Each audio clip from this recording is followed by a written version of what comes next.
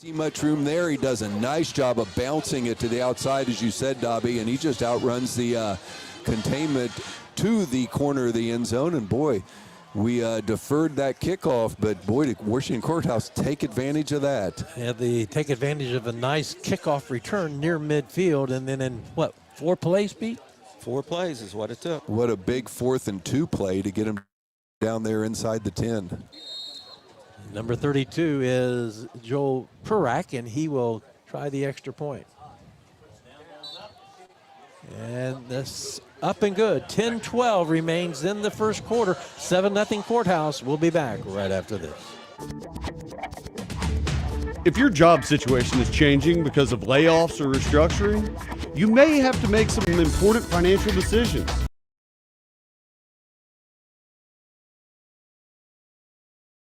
Willis Advantage Property Solutions delivers dependable, full-service property maintenance you can trust. We specialize in asphalt repair, infrared patching, surface cleaning, parking lot striping, and powerful hydrojet drain cleaning, serving industrial, commercial, and residential customers across the region. From small fixes to large-scale projects, we get the job done right, on time and on budget. Call now for your free consultation at 740-577-4574. Willis Advantage Property Solutions. We protect and maintain what matters.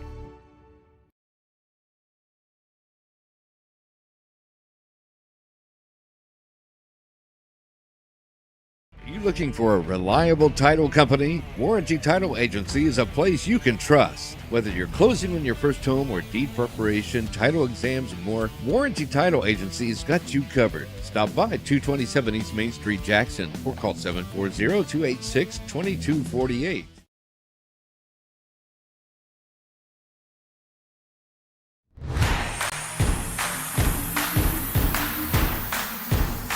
You've been watching the Jackson Sports Network, brought to you by Rent-2-Own, live on Total Media Sports YouTube.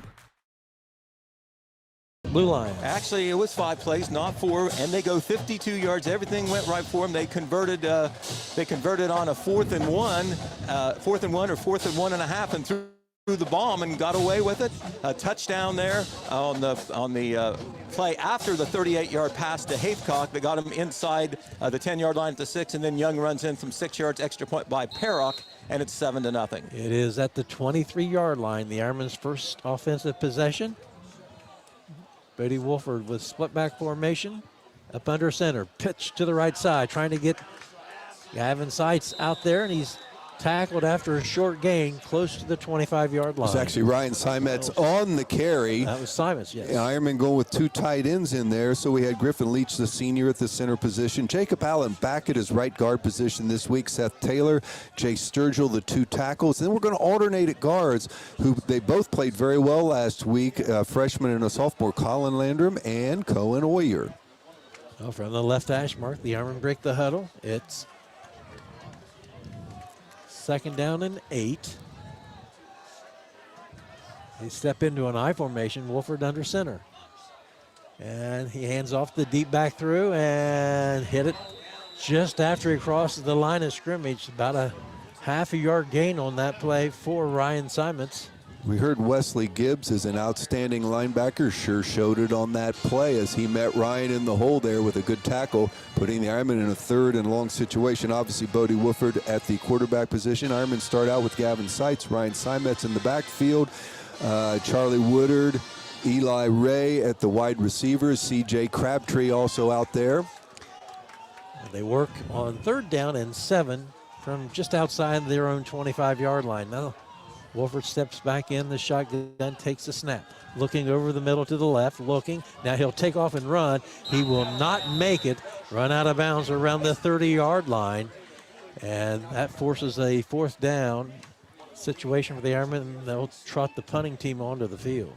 Bodie looking to try to pick it up and run. He's rolling to his left. Receivers covered pretty quickly on that play, so he tucks and goes, but not far enough, and they're punting on a 4th and 4 situation.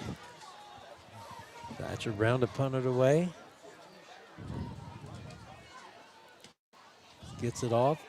End over end kick taken at the 42-yard line, fair catch. So a decent punt for the Ironmen, but good field position coming up for the Blue Lions on their second drive. That 29-yard punt there by Thatcher Brown. One Courthouse rusher got in from the side and maybe made Thatcher hurry a little bit, but Courthouse, for the second possession in a row, will have pretty good field position at their own 43-yard line. Not the start the Ironmen were hoping for here in a very, very big Frontier Athletic Conference game, but now we just got to get settled here a little bit. Remember, Courthouse on that drive, it was a great kickoff return plus the long pass on fourth down. If you take away those two big plays, the Ironman defense a little better, but we got to step up right now. All right, 8:02 remaining in the first quarter, 7-0 Courthouse. Send a man in motion and hand off to Young, and this time he's bottled up in the backfield. Loss of 2 on the play. Tackle by Grant Kennedy did a nice job, but I'll tell you who came in there really strong was Eli Davis, met the lead blocker on the way and did a good job of getting that play stopped right at the line of scrimmage. Matter of fact, they lose one. Gavin Seitz, Eli Davis, also Tate Rosser. They all rotate in there at inside linebacker position. Eli Ray, Charlie Woodard, the outside linebackers. Dayton Counter, Christian Gill in the corners.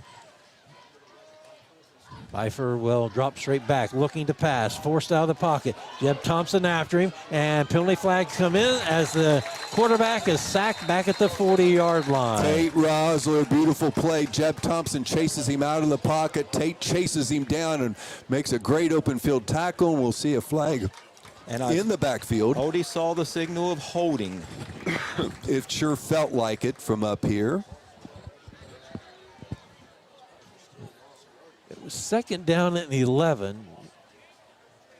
They'll mark it off from the spot of the foul. The line of scrimmage, the new line of scrimmage will be the 31-yard line. 7:20 remains in this first quarter. Courthouse with the ball and a 7-0 lead. Safeties, we didn't get to there. C.J. Crabtree, the free safety. Ryan Simets, the strong safety. All right, Pfeiffer once again in the shotgun. And a little action, and he throws it off, dumps it in the flat to Young. Young bottled up, but then breaks loose. He's run out of bounds in the Ironman bench. Dayton Counter, nice hustle there. Jeb Thompson gets him knocked out of bounds. Still going to put him in a 3rd and long situation. They picked up a few positive yards. It was 3rd and 21 or 22. Let's see after they spot this. It will be, or 2nd and 22, and now it'll be 3rd down and about 17. Zayden McLeod will come in at the nose guard position. That moves Wes Clegg out to a defensive tackle. This is more of a pass rush. 3 wide to the left, and Pfeiffer rolls that way, looking. Now he has a lot of pressure, throwing it up. It is caught at the 43-yard line, well short of the first down. That was Coldflesh with the reception. Pfeiffer zipped it in there, though. I tell you, we had the outside linebacker, Charlie Woodard, thought he had a shot at it, just misses it. But that was a lot of smoke on that football to get it there. But now 4th and long, I think they're forced to punt here. Ball is out at the 44-yard line of Courthouse, and it's 4th and 9. Simon's the only deep return man for the Ironmen.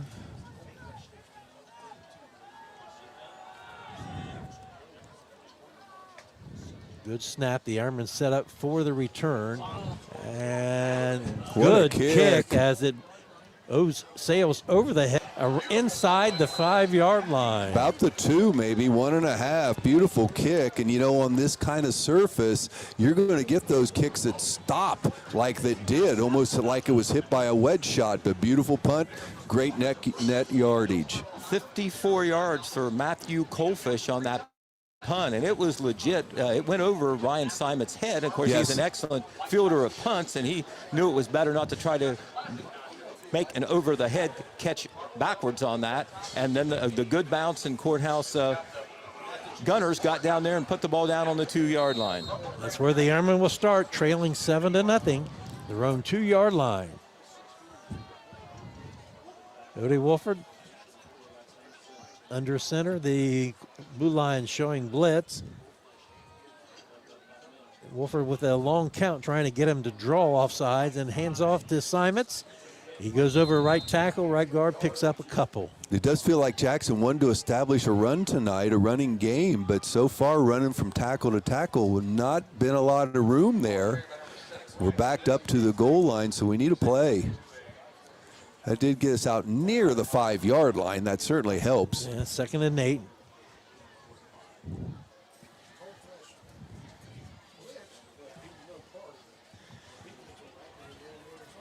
Ironman spending a lot of time in the huddle, working this first quarter clock down now, down to 6 minutes remaining. They come to the line of scrimmage showing pistol formation, and it's Buddy Wolford on a keeper. Faked it, and then, he tripped up by one player at the 15-yard line, or this could have been a foot race. Yeah, how nice is it to have Bodie Wolford back healthy there, a run-pass option kind of situation. Look, but just faked it to the running back, follows him, runs right behind the left side of that offensive line. Did a great job out there. Jay Sturgill, I think it was Colin Landrum that particular time in 50s. Try to see who that was. Nope. Yeah, it was Colin Landrum on that side. And boy, there was a nice hole at the point of attack. The new line of scrimmage is the 15-yard line. The Ironmen start with a fresh set of downs.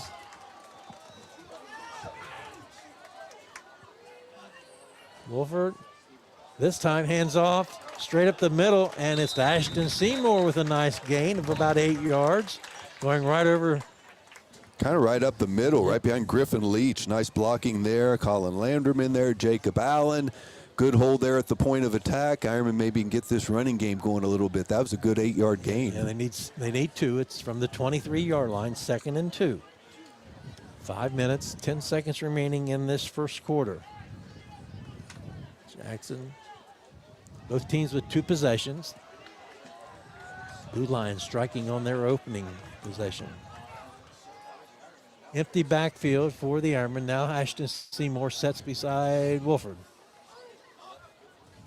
And he looks to pass. Rolled out of the pocket. Now throws it upfield. Caught by Simons. Would he have enough for first down yardage? Yes. Yes, he does. Nice timing play there. Rolling to his left. Was going to go to Ryan Simons, but I'll tell you what, he was pressured a little bit out of the pocket, so he had to throw it on the run.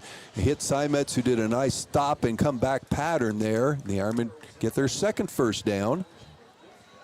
4:44 now remains in the first quarter.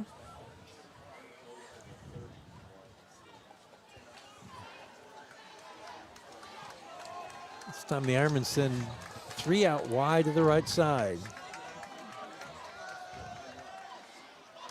Courthouse showing blitz. They back off. Now quick throw out in the flat to Woodard, and he's tackled pretty quickly, but he gets out near the 35-yard line. Good first down play there. It's almost like throwing a wide screen out there, or a bubble screen kind of setup there. Charlie with the catch, picked up some blocks from his other wide receivers and falls forward.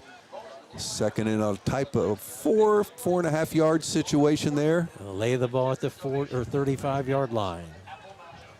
This time the ball moved to the right side of the field. Eli Ray, Woodard, and Simons all come out wide to the right. Or wide to the left, and here's Bodie Wolford on another keeper. Little play and RPO, and he's down the sideline, still on his feet, and run out of bounds at the blue line, 40-yard line. Does appear that Courthouse has been, playing for our running back. And boy, Bodie has been open now a couple times. That was a beautiful run well into Courthouse territory. They're going to finally spot the ball at the 38-yard line of Courthouse. That was a 27-yard scamper by Bodie. He is the leading rusher so far. No surprise the way this one's gone so far. Had a couple good runs last week, including a touchdown run plus 4 touchdown passes. It's pretty efficient. And on 1st and 10, little handoff over the left side, and it's Ryan Simons crossing the 35 down to about the 33-yard line. Jay Sturgill, Colin Landrum coming off the ball, but a good trap block there, a pulling from backside guard block by Jacob Allen, giving him a little bit of room to run. Ironman doing a nice job of picking up 5-6 yards every snap so far on this drive. Quickly moving first quarter. We're down to 3.5 minutes remaining. 2nd and 5 for the Ironmen. At the Courthouse 33-yard line.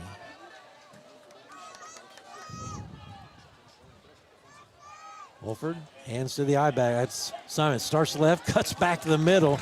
Looks like he's got enough for the first down as he dives over the left tackle. Natural running ability of Ryan Simon. You see that cut at the point of attack there, cut it back inside a little bit, found enough room to get the chains moving. New Left set of downs for the Ironmen at the 28-yard line. Ironmen so far have liked that left side of that offensive line. They've run it pretty much this drive. Good to have Jay Sturgill back on the field for the Ironmen. Had to sit out last week. And the Ironmen will line up with split backs, 2 tight ends. And handoff left side, Seymour with it. He picks up another 5 yards as the Ironmen staying between the tackles and having some success here on this drive. Brought Seth Taylor over to this side of the line and put the 2 big guys side by side. Boy, he had a nice block at the point of attack. Really drove his defender back. Second down and a long 4. Ball at the 21-yard line. For 2 teams that score as many points as the Ironmen and Courthouse do, this game moving at a snail's pace so far. About done with the first quarter. Unbalanced line, the left side. It's Wolford on a keeper once again. He goes around the left end. Nice fake to Seymour. Throws the linebacker and allowed Bodie to turn the corner. We made a point to say that 2 of their very best defenders are inside linebackers, Wesley Gibbs and Matthew Colfish. Those 2 guys are tough to handle in there. So what are the Ironmen doing? Their success running has basically been Bodie with a play action fake and keeping it to the outside. The ball is resting at the 17-yard line. It's 1st and 10. Charlie Woodard alone wide to the right. Backs in the eye. And a pitch to Simons. Cuts it upfield and is tackled. And that was Matthew Colflesh with the tackle at the line of scrimmage, so no gain on that play. They both make plays from tackle to tackle. I'll be very impressed with those 2 young men. Ironmen trying to make something happen here. That one was probably a loss of about a half a yard. Pete's going to struggle tonight because this is a pretty rough field and you can hardly see the hash marks as far as yardage. It is difficult. Yes. 2nd and 10. 17-yard line. Little play action by Wolford going over the middle, and it drills a bullet inside the 5. Did it get in? Touchdown! Touchdown. What a shot to Eli Ray. Now there's a flag down back about the line of scrimmage. Officials are stopping things. Let's see what the call is. Pretty pass, good catch, good post pattern by Eli, and boy, he gets in there as he's being tackled. Let's hope it stands. Here's the call from the official. It should, because they are personal foul against Courthouse. Yes. It'll be assessed on the kickoff, and Jackson a point away from tying this game. Very impressive drive. We'll get the extra point kick there, and I want to hear Pete Wilson talk about this one. Last week, 0, 1, 2, and 1 were our top 4 drives as far as plays. We had to grind this one out. Yes, we did, and Woodard will snap for the Ironmen. C.J. Crabtree is the holder for Thatcher Brown.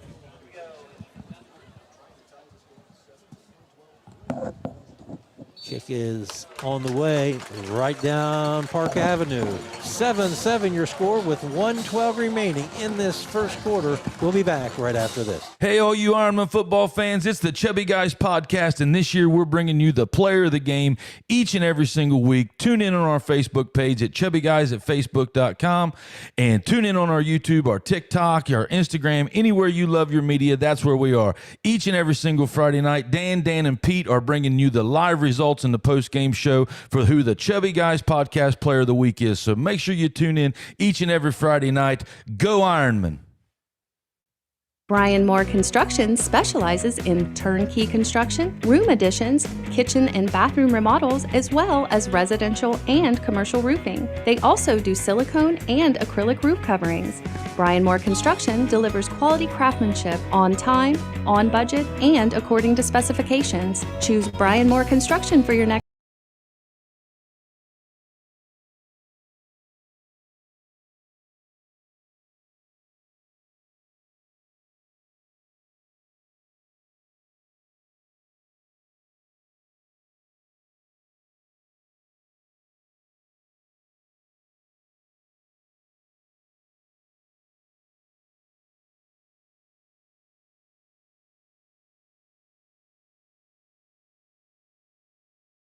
And Thatcher Brown will send this one out of the end zone.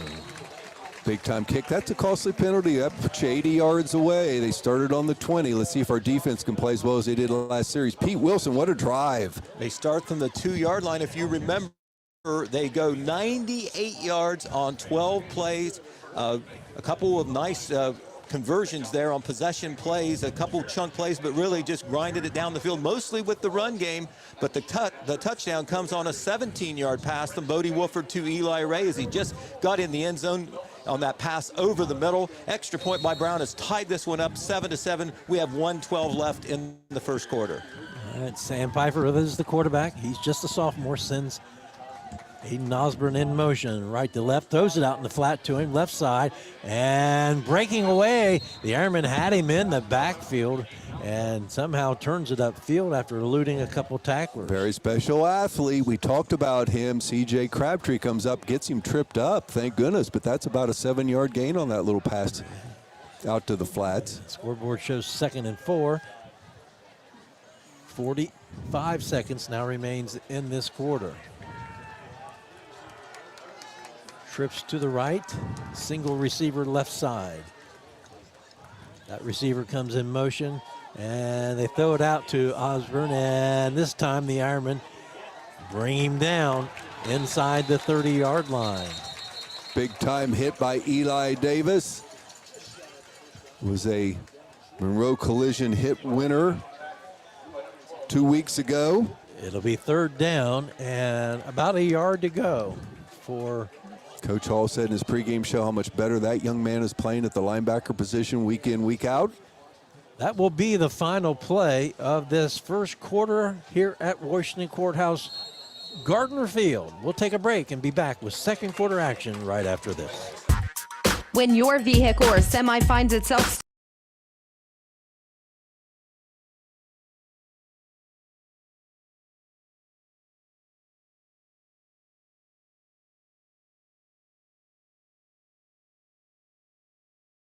Virgil Hamilton Nationwide Insurance in Jackson offers tailored coverage for auto, home, business, life, and more. Our friendly team makes insurance simple. Get expert advice and local service you can trust right here in your community.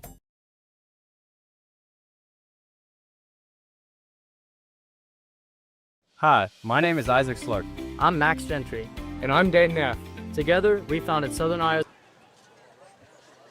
Line judge on the far side through the flag.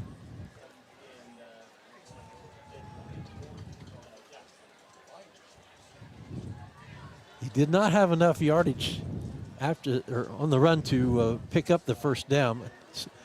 Referee and the head linesman is still sorting this one out. Yeah, they're discussing that. They're right over there by the courthouse bench or sideline. I guess there were a ton of penalties last week here in the game. That was a real shootout between Courthouse and Chillicothe. And they're still talking things over. All right, here's the call from the referee. Pointing toward the Ironmen, so they're walking it off. That will be a first down via the penalty.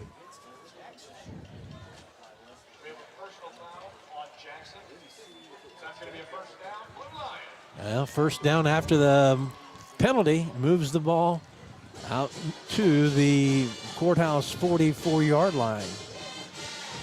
Called the penalty a personal foul. Certainly we're a long way from seeing it, but sure didn't see anything. All right, new set of downs for Sam Pfeiffer. And now a whistle and a call will go. It's like the Ironmen may have been in the neutral zone. That's what they're calling. Boy, I'm right on the line here. I did not see it. We'll see what they decide. It's going to go against Courthouse, so they're going to back them up. I was going to say, it just sure didn't look like anybody with the white jerseys was in the neutral zone. 5-yard penalty assessed to Washington Courthouse. New line of scrimmage, their own 39. And now on 1st and 15, Pfeiffer throws it out in the flat to Andrew Young. Makes the catch, and the Ironman, good open field tackle. Ryan Simons, who else? He brings him down right at the 39-yard line. You know, we just talk about how special Ryan Simetz is, catching the ball, running the ball, special teams. But my gosh, we tend to forget how good he is on the defense there. Boy, he fought through the interference and made a beautiful open field tackle. Didn't look like he was going to do it, did he? Didn't have the angle, but he finds the angle. He's just that special of a player. Okay, 2nd and 14 after a gain of 1. Slot to both sides of the field for the Blue Lions. And now back and looking to pass, going deep, wide open, and the pass is too long, intended for Bryson Heath. Senior wide receiver had the Ironman defense beat, but the pass is just out of his reach. Boy, and there was good pressure there by Jeb Thompson, probably forcing that missed pass play just because he's hitting Pfeiffer right as he releases it. He throws it, maybe, you're right, a foot too long. It wasn't by much. It wasn't by much. Would have been a huge play. 3rd down and 14. They go no huddle. And the Ironmen creeping to the line of scrimmage, showing blitz, and the handoff, and with some running room is Andrew Young out near midfield, but he's 5 yards short of the first down. Kind of a draw play there, Dan, but you know what? It's going to make him think about it. They're right at the 50-yard line, 4th and 4. Let's see what Coach Williamson for Courthouse wants to do. Looks like the punting team is staying on the sideline. It looks like it. I think they're going to play for it. Well, they did on 3rd and 2, or 4th and 2. How big is this play? We would have excellent field position if our defense is going to come up strong here. All right, they send Osborne in the slot to the left side. Watch for him. Sam Pfeiffer is the quarterback. And a timeout has been called by the Courthouse Blue Lions. The timeout is on the field. 10:22 remains. We'll be back right after this.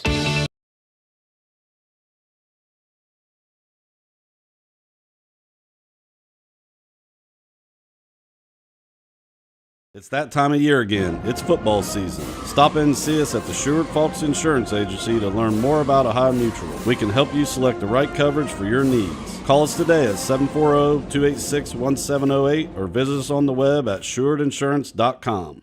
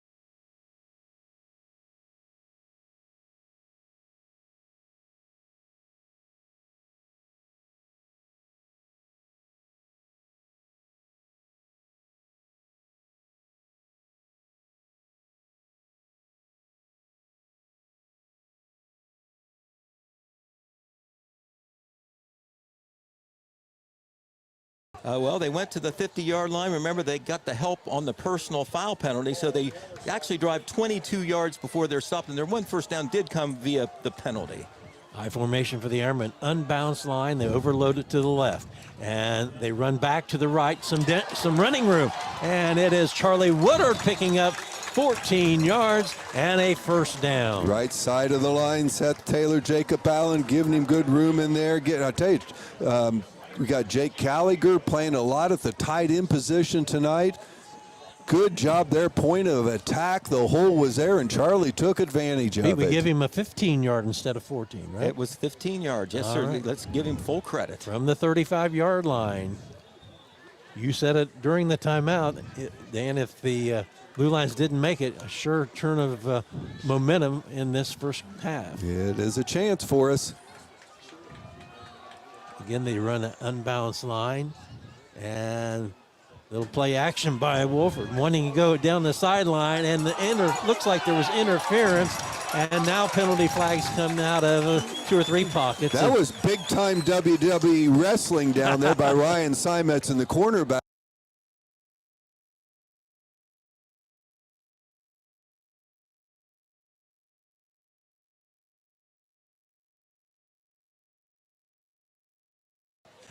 Oh, we left there for a second, but like I said, you missed a wrestling match down there as Ryan Simets. We went deep with him, and he's so tough to guard one-on-one, so strong, so physical. Cornerback hanging all over him. They call it, and the Ironmen get a first down via the penalty, as did Courthouse. Kind of a little hand-to-hand combat down the sideline. The DB might have got away with that, but then he plowed him before the ball got there. Absolutely. Well, after the penalty, the new line of scrimmage is the 20-yard line, so the Ironmen in the Blue Lion red zone.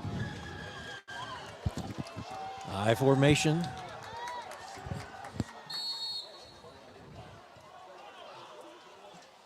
Cody Wolford under center, and he has a handoff to Simons, and I see penalty flags come in. He picks up. Looked like a great block in there by Griffin Leach, and Ryan followed right behind it, but the flag came down in the area of holding. Let's see what the call is. Looks like the Ironmen might be walking We're backwards. walking backwards, yep.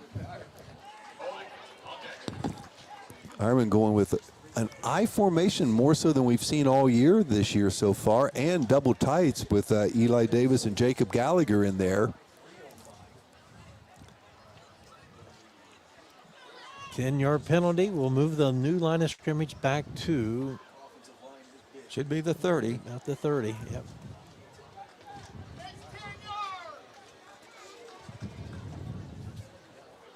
So Official getting a little help from the home crowd here, or our home crowd. Yeah, our a little side. nudge every now and then. Just got to make sure they know what they're doing. All right, it's 1st and 20. Ball at the Courthouse 30-yard line. Courthouse showing blitz, and they little play action, throwing it down to Ryan Simons, and overthrown. Not sure if they were on the same page, as Ryan Simons at the end did a post pattern. The ball was thrown outside. I think Bodie was seeing Ryan just a streak on there, and he thought maybe the cornerback held him up, and Ryan cuts to the inside, pass goes to the outside, incomplete. That stops the clock. We're at 9:22 in this first half. 7-7 is your score. Don't think you'd have guessed this low a scoring game in this contest between these two. The Ironmen have been very deliberate to keep it basically on the ground and run the football. This handoff picks up about 6, maybe 7 yards. Going That right was behind. Gavin Seitz, the ball carrier, his first of the game. Good job in there by Cohen Oyer coming off the ball. Jacob Allen doing a good job there. Nice run there. Puts us a little more doable. 3rd and 12. After the gain of 7. The big guy, Gabe Amick, is playing more and more. He's a junior, 6'5", 330 pounds. They're just putting him in there to make that offensive line even that much bigger. Coach Hall talked about him in his pregame show. All right, the Ironmen with the I formation, 2 tight ends. And little play action, looking, trying to set up the middle screen, now throws it away as the pressure had collapsed on Wolford, so he throws that one away, and we're looking at a 4th down.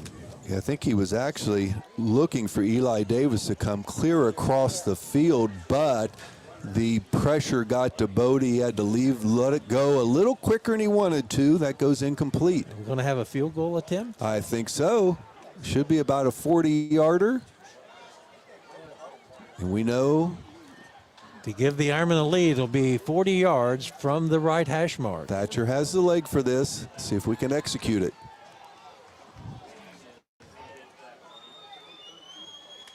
Kick is on the way, but it's going to be no good. He didn't catch it right, and it remains a tie ball game at 7-7. We'll stay right here as the clock shows 8:27 remaining in this first half of play. Yeah, you know what? And we're talking about it, but this is real grass, and it is a rough surface. There is just not a lot of good grass out there, and maybe that had something to do with the hold, the kick, whatever, but the Ironmen don't get it done. Penalty was huge. It kind of stopped us, Pete. Absolutely did. Went from 1st and 10 to 1st and 20, and then an incompletion on the first play, and then, you're really behind the 8 ball then to make a play. And then you got Brown, who can kick the 40-yarder, so you understand that decision on 4th and long. Certainly can. He has the leg for it. From their own 23-yard line. Looks like 21-yard line. 1st and 10. Pfeiffer throws it out in the flat to Andrew Young. He turns it upfield, breaks a tackle, and then has enough yardage to pick up the first down, or really close to it. It is signaled a first down. Tell you what, set that play up because they had a great block by Aiden Osborne out there wide to let Young catch the ball and then turn it up field. Very nice play execution there, but Osborne, very special player for this Courthouse team, can do it in a lot of ways for them, but that was a beautiful block.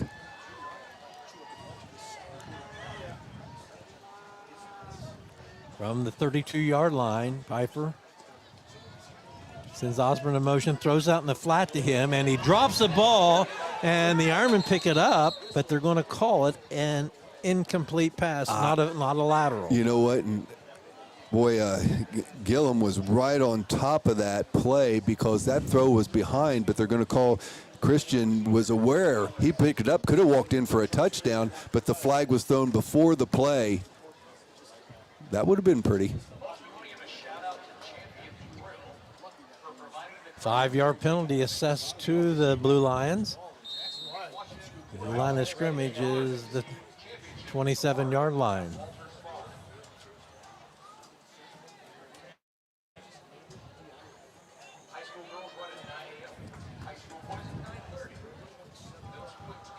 Ten seconds remains on the play clock as they have an empty backfield. And Pfeiffer takes the snap, quick throw to the right side, short side of the field, and stepping out of bounds around the 33-yard line. Another flag thrown during that play, and I think another hold is going to be called. That looks like the initial signal that they're giving to the head referee. If so, that will back Courthouse back a little farther. It's on 1st and 15. They're bringing motion toward the trip side. That puts a lot of receivers out there to get covered, but somebody held on a block.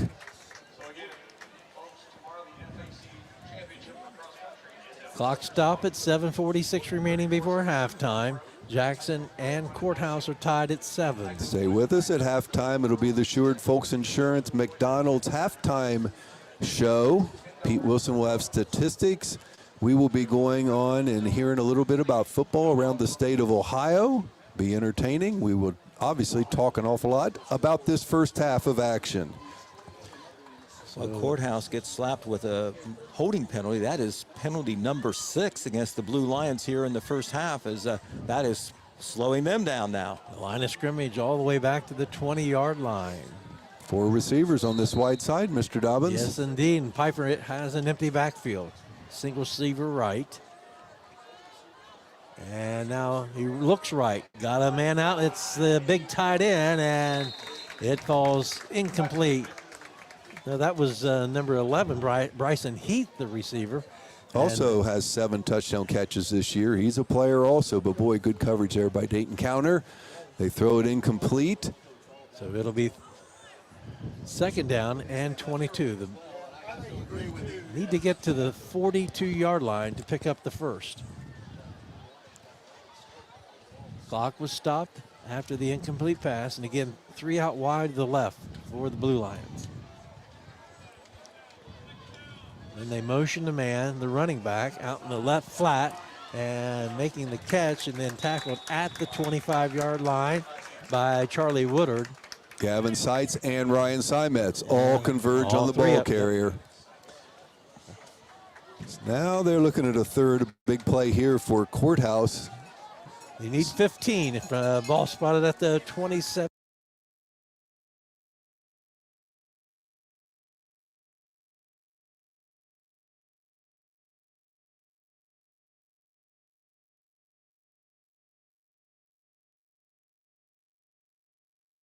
home. It's your sanctuary. It's pajamas at noon.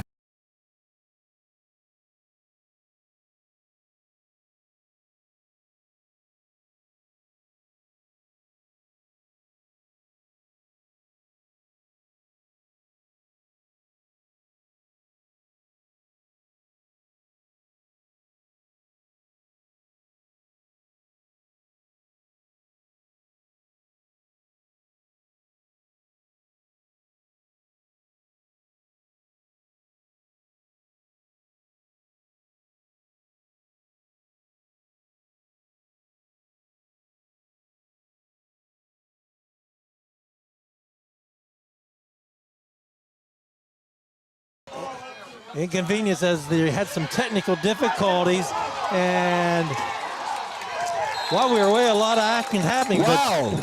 But the Ironmen come up with the ball. It was going to be short of the first down, and the receiver tried for a few extra yards. And the Ironmen pick up the punt. Going for the run, fake punt. But the big play was Wes Clegg with a huge sack on 3rd and long, forcing them to punt. Punter going for a fake punt. I don't know if that was intentional, but he had a lot of room to roll. Was getting near first down yardage, but he fumbles, and Christian Gillum comes up with it, so the Ironmen get good field position. Pete. Well, we'll have to give Coalfish credit for a 24-yard run, an improbable fake punt, if that's what it was, given the down and distance. Hard to believe they would do that, but we'll see. Yeah, deep in their own territory. Normally, that's a high risk. He's a senior. Maybe if he sees something, he has that ability to make that call, but he had a long way to go. Game tied at 7. The Ironmen with 4 out wide, the left side. Empty backfield for Bodie Wolford. Goes to the short side. It's Simons with the reception at the 40 and ran out of bounds here on the Ironman side of the field. As usual, they play a lot of man-to-man defense. Ryan draws man-to-man, but also they shade a safety his direction, but a good pattern, good pass, a second in this very short situation here.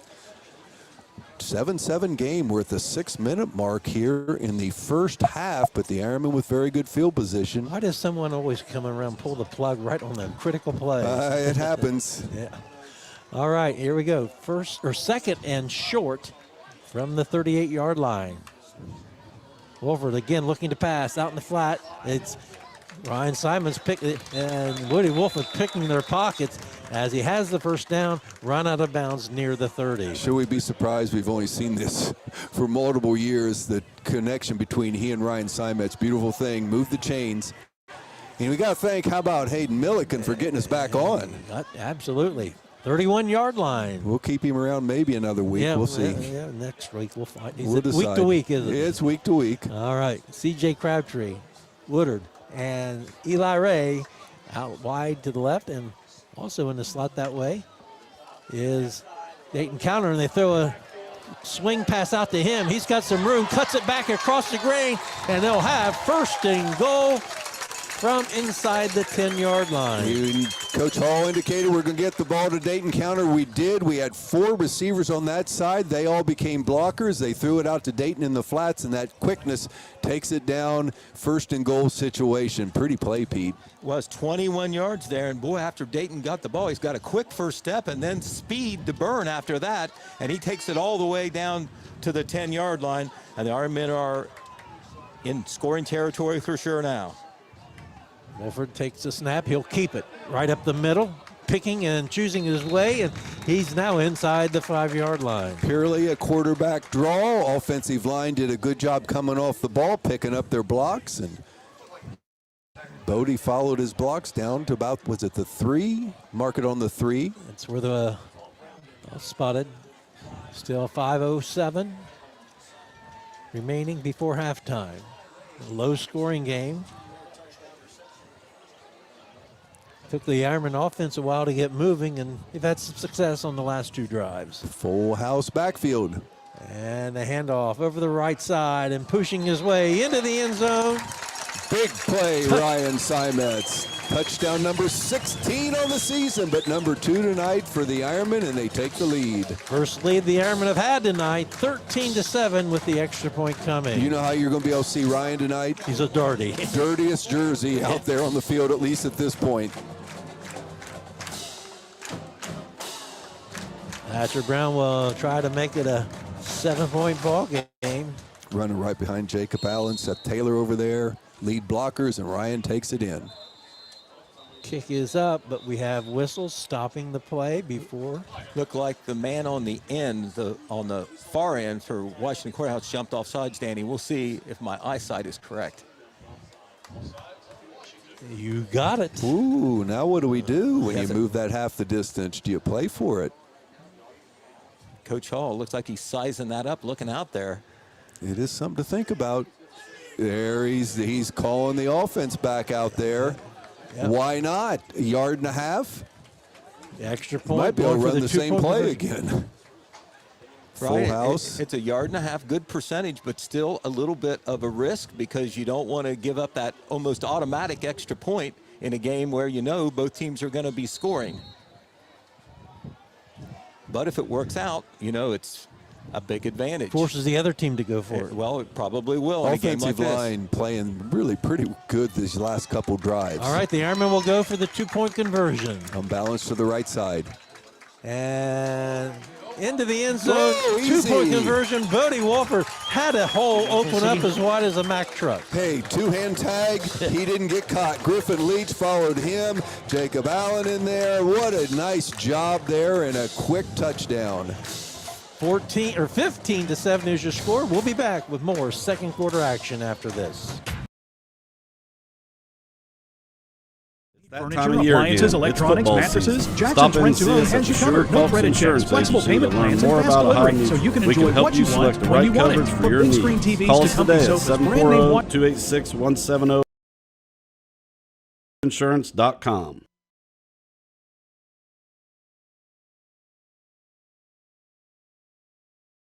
It's time to Rent-2-Own.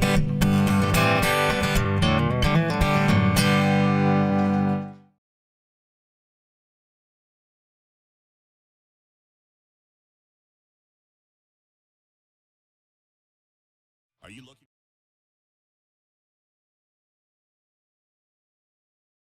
Not quite getting the first down on the fake punt run. 5 plays, 48 yards. Simons goes in for the touchdown, his 16th of the season.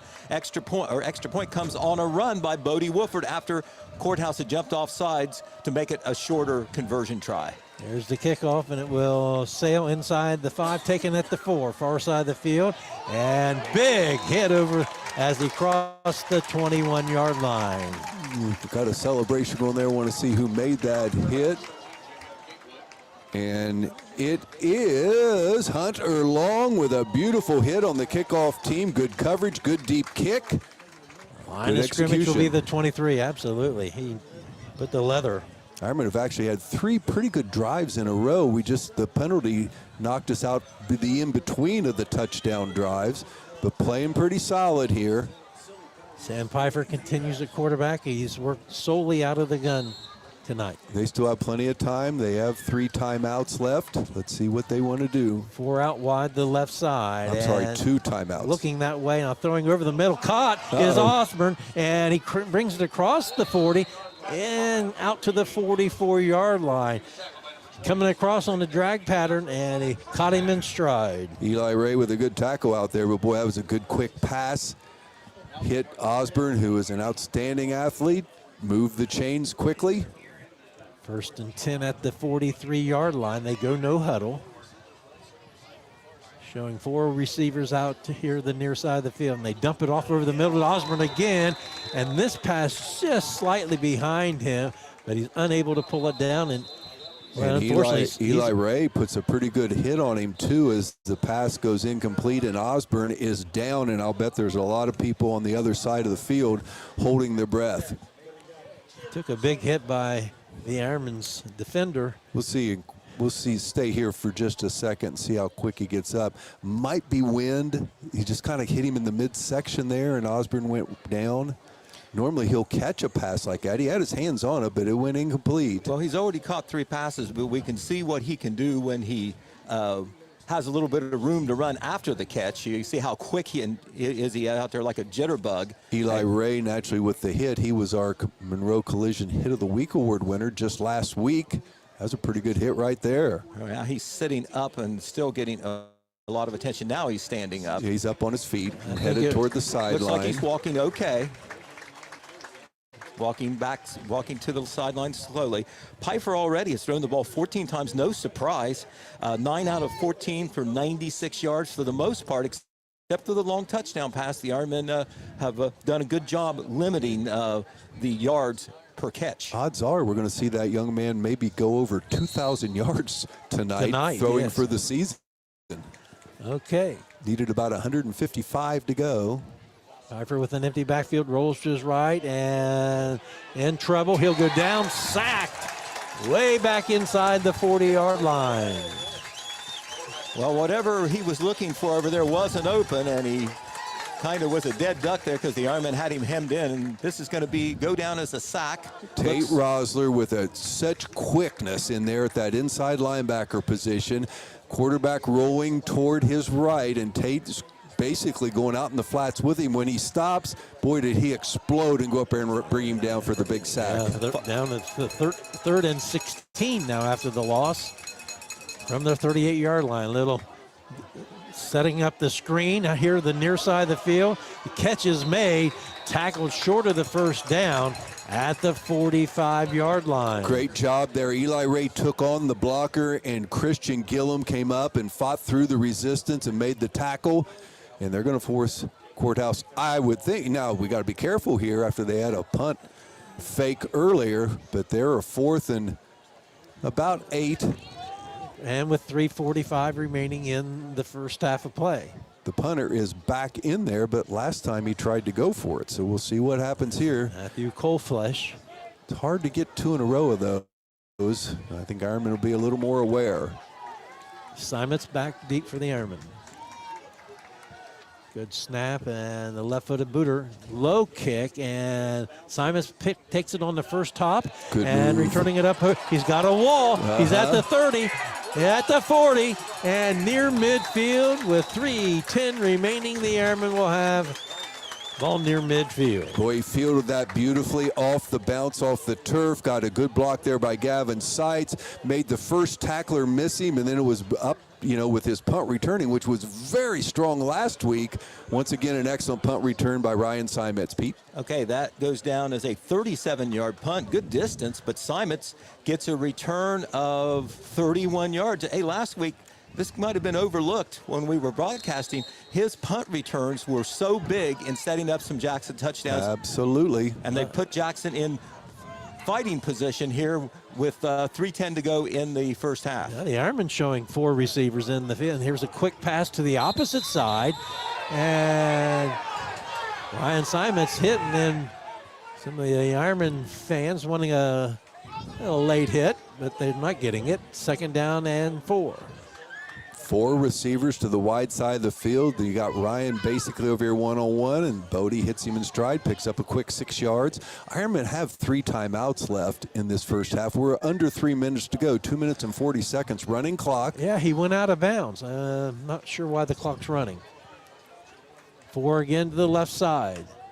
As Wolford looks, has pressure, now throws it out. It is caught by Woodard. Woodard dancing around, and he'll have the first down inside the 40-yard line. Those bubble screens out there, nicely done. Charlie makes the catch, goes up high for it, picks up a block out there by C.J. Crabtree, and move the chains.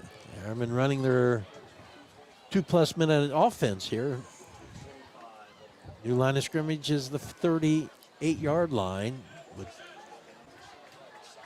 2 minutes and 20 seconds remaining before halftime. Empty backfield for the Ironman as Wolford wants to look over the middle. Wide open. Dayton counter. Touchdown, 38 yards. Did we see that last week? We did. Yes, we did. He's in there at the slot position, uses that quickness, runs that seam route right down the middle of the field, and Bodie reads it quickly and hits him right in stride, and boy, Dayton counter. 21-7. With 2:09 remaining, and Ironman will play for 2 again. I think we got our kicker out there. Oh, yep. Kicker's out there. Thatcher's there, so we'll take one. We'll be content with 1. Kick is right down the middle for Thatcher Brown. 22-7, a timeout on the field, and we'll be back right after this. House hunting.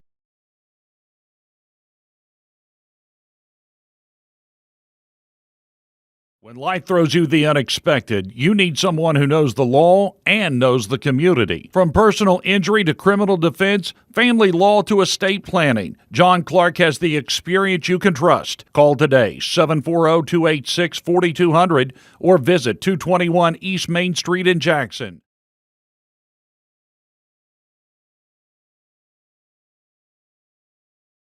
At JM Cycles in Jackson, Ohio, we keep your ride running right. From dirt bikes and ATVs to full street builds, we've got the parts, service, and passion to back it up. Stop by 12444 State Route 139 or call 740-286-0344. JM Cycles, your ride, our mission.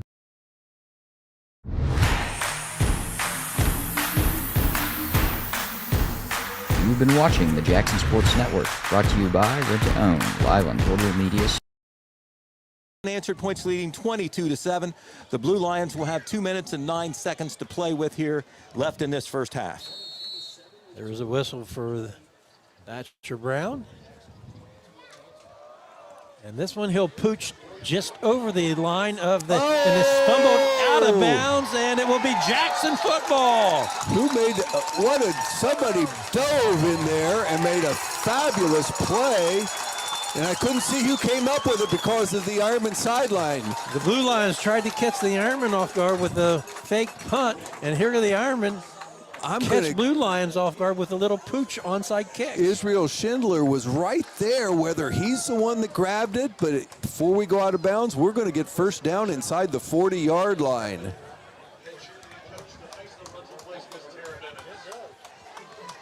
.208 remains. We need our instant replay cam to see who actually caught that one, but there were a lot of bodies between us and it, but the Ironmen get it. Cody Wolford spreads the field wide to both sides.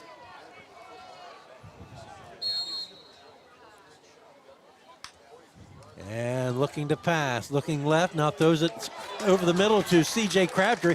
He's got it for a nice gain down to the 25-yard line, and quickly CJ working called on the field. CJ working a two-man pattern out there with Ryan Simets, caught it, advanced it, and I don't know what's going on here. I think we have a penalty flag thrown. We had the catch and plenty of yards for a first down, but they're bringing it all the way back. I think maybe Ironman had an illegal man downfield. I don't know. Well, they're talking once again with the line judge over there. Yeah, the white hat is. The far judge, so it's. Jackson is, though, marching back. They anticipate the penalty being against them. Holding. Okay, we can overcome that. 1st and 20. Ball will now be marked at the 49-yard line. Well, another thing we've discovered in this first half, Dan and Dan, is they will call holding both ways. They do. How about 4 of them? 1st and 20 for the Ironmen. 1:53 remains in the first half. Wolford has time and now throws it to the near side of the field. And what a catch by Eli Ray, tiptoeing the sideline. My, oh my, did he go up in the air, bring it down with 2 hands, and you're right. We don't see the sideline because of all the Ironman players there, but what a beautiful play execution-wise. That was a very difficult 18-yard pass. Well, it does make it a 2nd and 2 now with 1:44, and the clock is stopped because he was out of bounds. Eli with that catch, a touchdown catch also on his resume tonight. Dayton counter, both of them were effective last week for us with a big touchdown catch. And Wolford looking, he's got some pressure now, dumps it off, and he'll throw it away and preserve the time and the down, or lose the down, but we'll play for another one. Still 2nd and short. Well, plenty of time. Bodie meant to throw that one away as he was under duress, but he had hit 5 in a row and is 10 for 13 in the first half. Another high completion percentage performance so far for number 5. Tell you what, I wouldn't be shocked right here to see maybe another quarterback draw. Get everybody spread out. From the 32-yard line, here comes the blitz, and Dan Moore, you act like a coach as Buddy Wolford does the draw, picks up the first down. He was almost there the last play, but they closed on him. He threw it, but it just looked like it was there when Bodie needs it, and he picks up big yardage there. Nicely done. 1.5 minutes remaining. Clock stops as the chain first down markers move. And the new line of scrimmage is the blue line, 21-yard line. Remember, we deferred, so we not only have this last possession, we're going to get the first one of the third quarter, too. See what the Ironmen can do on 1st and 10. Wolford looking, goes short side. It is caught and trying to get out of bounds. He did not stop the clock, but the Ironmen take a timeout. We'll stay right here. Another good catch. Charlie Woodard goes up in the air for that one. Well covered. Pass was there. Caught it. Picks up about 4 yards. Charlie tried to make it to the sideline, but no need to take a whole bunch of timeouts to halftime, so Coach Hall takes one. We'll talk this over. See if we can keep this drive alive. The nice thing is we are, granted we missed one, but we are back in field goal range if that's the worst possible scenario. Yes. Line of scrimmage is the 27? 20, should be the 21, I think. Yeah, it shows 27 on the board. I believe it is the 21-yard line. Yeah, we're down there on the 21. They'll get that corrected. We'll stay with us halftime. The halftime show sponsored by McDonald's and Sherwood Folks Insurance. Pete Wilson Stats. 22 straight points for the Ironmen, and hopefully maybe a few more before this first half is over. Certainly helps the play calling, knowing you have 2 timeouts still in your pocket if you're Coach Hall. We'll give you some scores from around the FAC and other games of interest. And here we go. 2nd down and 5. Bodie Wolford, empty backfield. He's looking over the middle, looking left, now throwing it out in the flat, and it is going to be caught, hauled in inside the 5-yard line. Far side of the field, I think that was Ryan Simons. And I'm telling you, I am shocked. We haven't seen him that wide open hardly this season. People were always trying to blanket him, and he still makes plays. That time he caught it, got out of bounds. Beautiful job. The Ironmen right on the 5-yard line. 1st and goal from the 5, 53 seconds left, and 2 timeouts. And the Blue Lions take this timeout. I think Ironmen are the Ironmen were calling for it, but they're going to give it to the Jackson. Yep. We'll take a timeout. We'll be back with final 3 seconds right after this.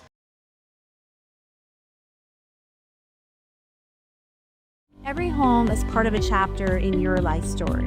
Whether it's your first home, a place in your growing family, or an empty nester cottage, I'm here for you. From my team to yours, go Ironmen.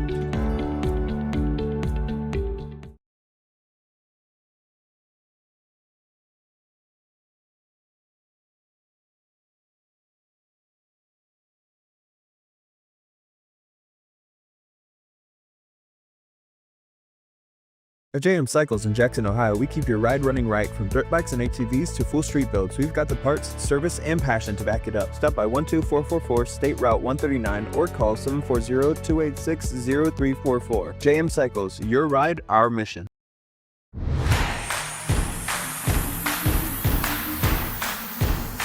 You've been watching the Jackson Sports Network, brought to you by Rent-2-Own, live on Total Media Sports YouTube. Shotgun. Ryan Simons lines up in the pistol. Now he moves to his left. And quick pass into the end zone. Wide open, touchdown. C.J. Crabtree. You throw to your tallest man. You throw it up in the air to the back pylon. And C.J. ran right under it with a beautiful catch. We have an injured player on the field. It's one of their top players, too. He's number 12 for them, one of the linebackers we've been talking about, Wesley Gibbs.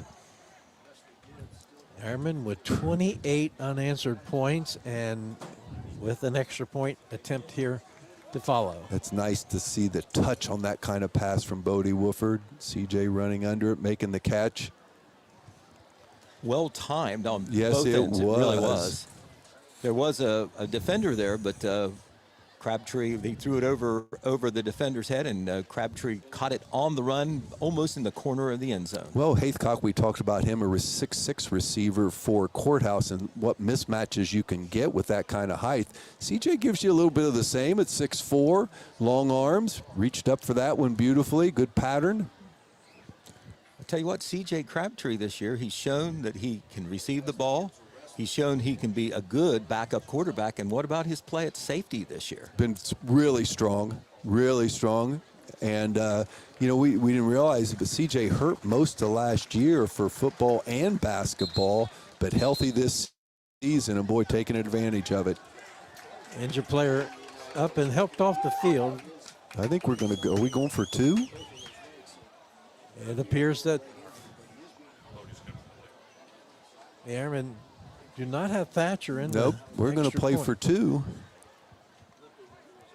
49 seconds to go, 28 straight points by the Ironmen. They lead it 28-7, playing for 2 points here.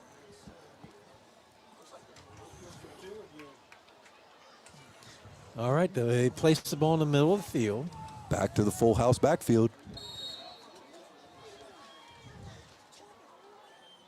Full house formation, and nice walking cut. into the end zone is Ryan Simons. He was the middle back in that formation. Boy, Griffin leads Jacob Allen. Seth Taylor just came off the ball, and he just walked in, basically. 30-7 is your score. 49 seconds remains, and we'll be back with more first half activities right after this.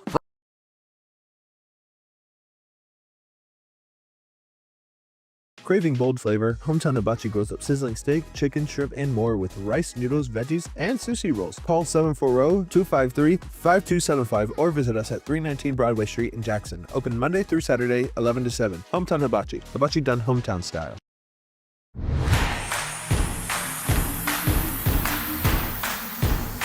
You've been watching the Jackson Sports Network, brought to you by Rent-2-Own, live on Total Media Sports YouTube.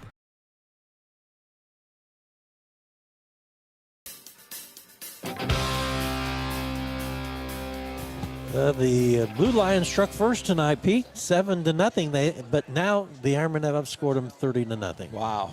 6 plays, 39 yards after the recovery of that squib kick, onside kick, whatever Jackson intended. But that sets them up to the score, and they do cash it in.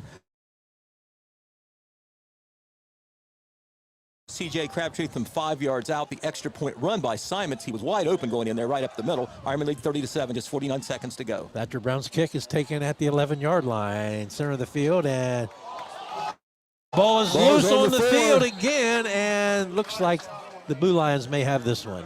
Ball came loose as Beauclair was trying to get some extra yards. Christian Gillum in there involved in it. It looked like Israel Schindler. Ball was on the turf for a moment, but they were able to recover. 40 seconds remaining before halftime. Interesting to see. I don't think with their passing ability they'd be content to take it to halftime, but they sure don't want to make another mistake here either. Andrew Young sets in the backfield beside Pfeiffer. And they're going to look deep over the middle, and the ball is incomplete. Not deep. The pass was actually to a short pass to Matthew Flesh, and it was incomplete.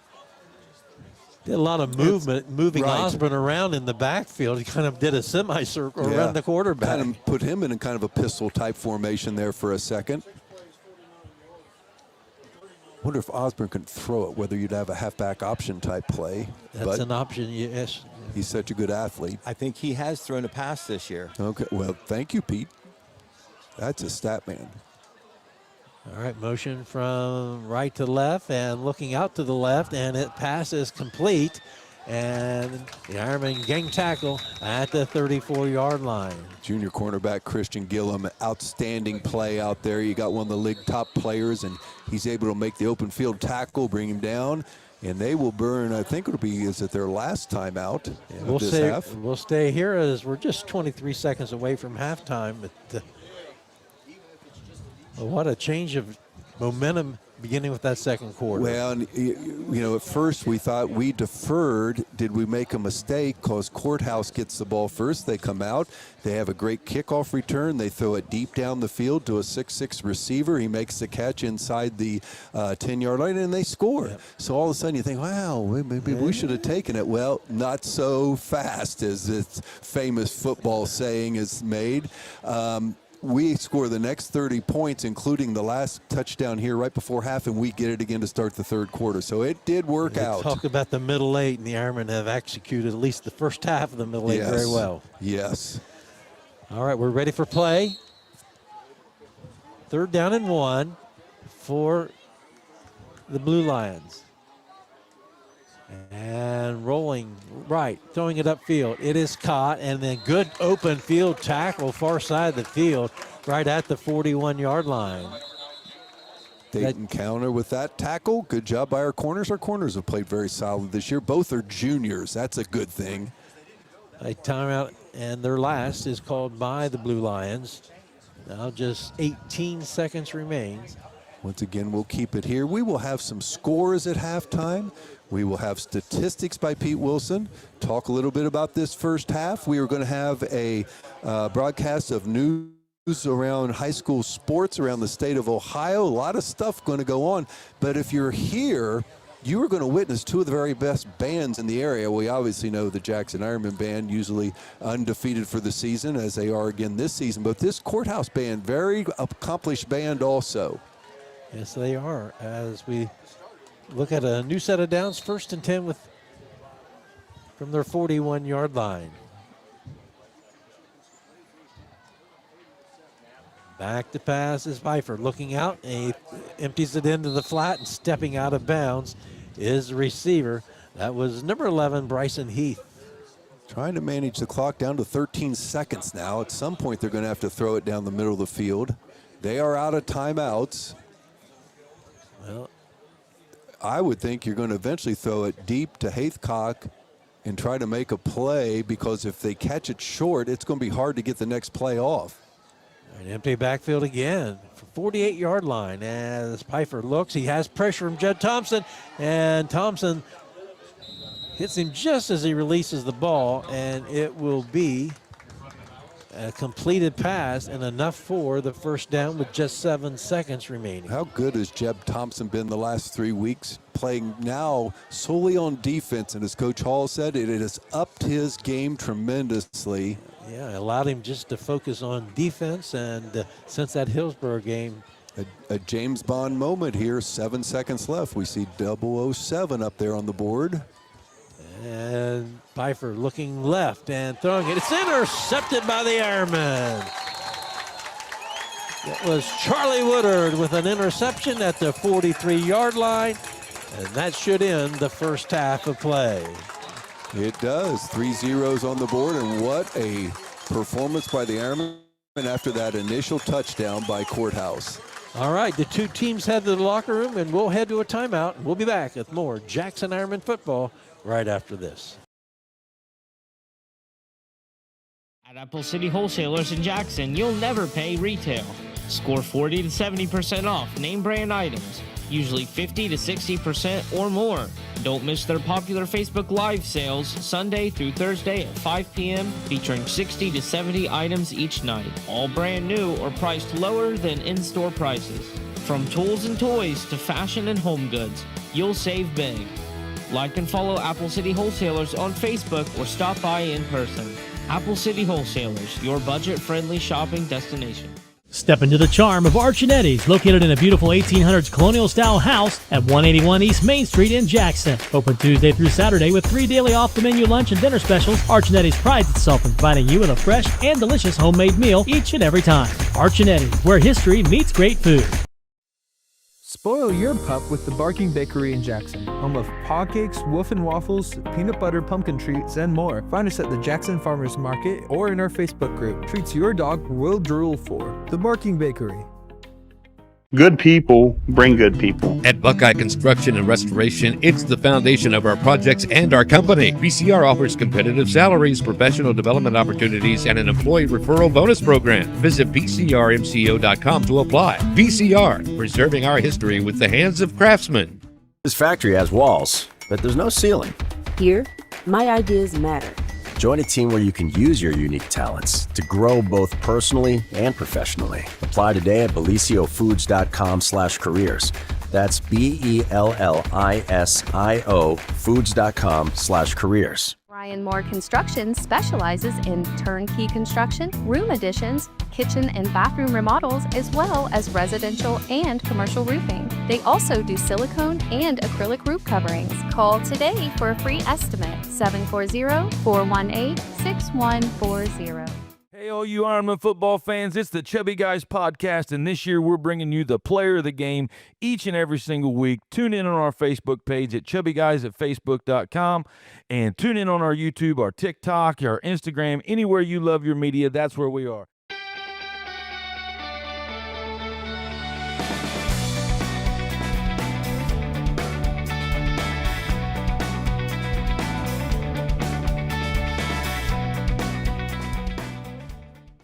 Dave's & Son Cleaning Service wants you to know that there is a simple solution to all your cleaning needs. Call Dave's & Son Cleaning Service at 286-4280. No, really, that's the solution. They don't cut corners, they clean them. ERA Martin & Associates is your local connection to buying and selling real estate. They have a team of great agents ready to help you not only find a property, but actually buy it. There are a lot of steps involved in buying or selling real estate, and it's important to work with an agent you trust to guide you through. ERA Martin & Associates, with offices in Jackson and Wellston, wishing all of our local athletes great success. Craving bold flavor, Hometown Hibachi grows up sizzling steak, chicken, shrimp, and more with rice, noodles, veggies, and sushi rolls. Call 740-253-5275 or visit us at 319 Broadway Street in Jackson. Open Monday through Saturday, 11 to 7. Hometown Hibachi. Hibachi done hometown style. Home, it's your sanctuary. It's pajamas at noon and cookies in the oven. It's fingerprints on the wall and heights measured in a doorway. It's the one place in the world that you know better than. Visit VCNBFamily.bank for our construction special. Member FDIC, Equal Housing Lender. Need a ride for any occasion? Choose Jackson Transportation, serving Jackson County and beyond with safe, reliable, and affordable service since 1995. Call 740-288-2091 and arrive in style. At JM Cycles in Jackson, Ohio, we keep your ride running right from dirt bikes and ATVs to full street builds. We've got the parts, service, and passion to back it up. Stop by 12444 State Route 139 or call 740-286-0344. JM Cycles, your ride, our mission. When life throws you the unexpected, you need someone who knows the law and knows the community. From personal injury to criminal defense, family law to estate planning, John Clark has the experience you can trust. Call today, 740-286-4200 or visit 221 East Main Street in Jackson. Every home is part of a chapter in your life story. Whether it's your first home, a place in your growing family, or an empty nester cottage, I'm here for you. From my team to yours, go Ironmen. Oh, my mower won't start. I know what to do. Take it to Matheny's Small Engine Repair, located on Savageville School Road in between Jackson and Chillicothe. Matheny's is now an official Encore dealer with both new commercial and residential models on display. They'll get you up and mowing. Start and end your day with McDonald's of Jackson, Wellston, Oak Hill, or MacArthur. Whether it's breakfast, lunch, or dinner, you're always cooking up something great from your Jackson, Wellston, Oak Hill, or MacArthur McDonald's. And I'm loving it, and you will too. Montgomery Trucking in Wellston informs listeners the truck driving industry is one of our country's most vital assets. For long and short haul or for a better estimate, call 384-2138 or visit mgotrucking.com. It takes determination to create a successful business. It's never easy, but always worth it. It takes making a leap of faith. It takes patience and late nights to reinvest in a startup. But it also takes asking for guidance from dependable people. All to turn a dream into a reality. People's Bank. Working together, building success.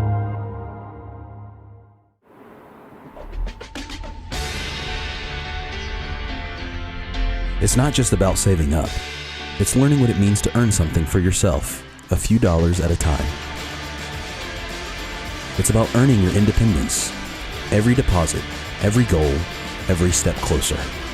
It's more than just opening an account. It's opening the door to what's next. People's Bank, working together, building success. Are you looking for the perfect power sport vehicle? Well, come visit Pony Power Sports of Jackson. We're the same great faces you know and love at the same location and with the best selection in the tri-state area. From motorcycles to ATVs to side-by-sides. Pony Power Sports of Jackson has them all. It's where your adventure begins. Get to the pony. Looking to buy or sell your home? Trust the local pros at Red Apple Realty. They know Jackson and Ohio like the back of their hand, and they want to make your move smooth, simple, and successful. From first homes to forever homes, farms to fixer-uppers, they have the keys to your next chapter. If it's residential, commercial, or you're looking for land, their agents will search statewide for whatever you need. Call Red Apple Realty today at 740-577-3600 or visit redapplerealtyllc.com. Need furniture, appliances, electronics, mattresses? Jackson's Rent-2-Own has you covered. No credit checks, flexible payment plans, and fast delivery, so you can enjoy what you want when you want it. From big screen TVs to comfy sofas, brand name washers and dryers, and now a great selection of tires to keep you rolling. We make it easy to own the things you love. Come see us today at Jackson's Rent-2-Own, 427 East Main Street, where you get more for your money and a smile with every deal. It's time to Rent-2-Own.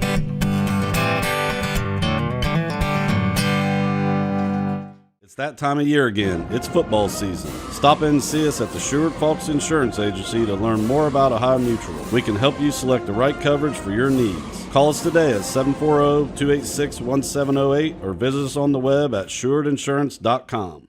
It's that time of year again. It's football season. Stop in and see us at the Sherwood-Falks Insurance Agency to learn more about Ohio Mutual. We can help you select the right coverage for your needs. Call us today at 740-286-1708 or visit us on the web at SherwoodInsurance.com. Hi, my name is Isaac Slark. I'm Max Gentry. And I'm Dan Neff. Together, we founded Southern Iowa Souls, a nonprofit helping students in need. We work in 28 school buildings to identify students in need of a new pair of shoes, then deliver shoes to those students to help them learn, play, and grow confidently. Since our beginning in 2023, we've been able to donate nearly 400 pairs of brand name sneakers. Without support from our community, this simply wouldn't be possible. Scan the QR code or visit www.southerniowasouls.com to donate today. Virgil Hamilton Nationwide Insurance in Jackson offers tailored coverage for auto, home, renters, business, life, and more. Our friendly team makes insurance simple. Get expert advice and local service you can trust right here in your community. Are you looking for a reliable title company? Warranty Title Agency is a place you can trust. Whether you're closing on your first home or deed preparation, title exams, and more, Warranty Title Agency's got you covered. Stop by 227 East Main Street, Jackson, or call 740-286-2248. Willis Advantage Property Solutions delivers dependable, full-service property maintenance you can trust. We specialize in asphalt repair, infrared patching, surface cleaning, parking lot striping, and powerful hydrojet drain cleaning, serving industrial, commercial, and residential customers across the region. From small fixes to large-scale projects, we get the job done right, on time, and on budget. Call now for your free consultation at 740-577-4574. Willis Advantage Property Solutions. We protect and maintain what matters.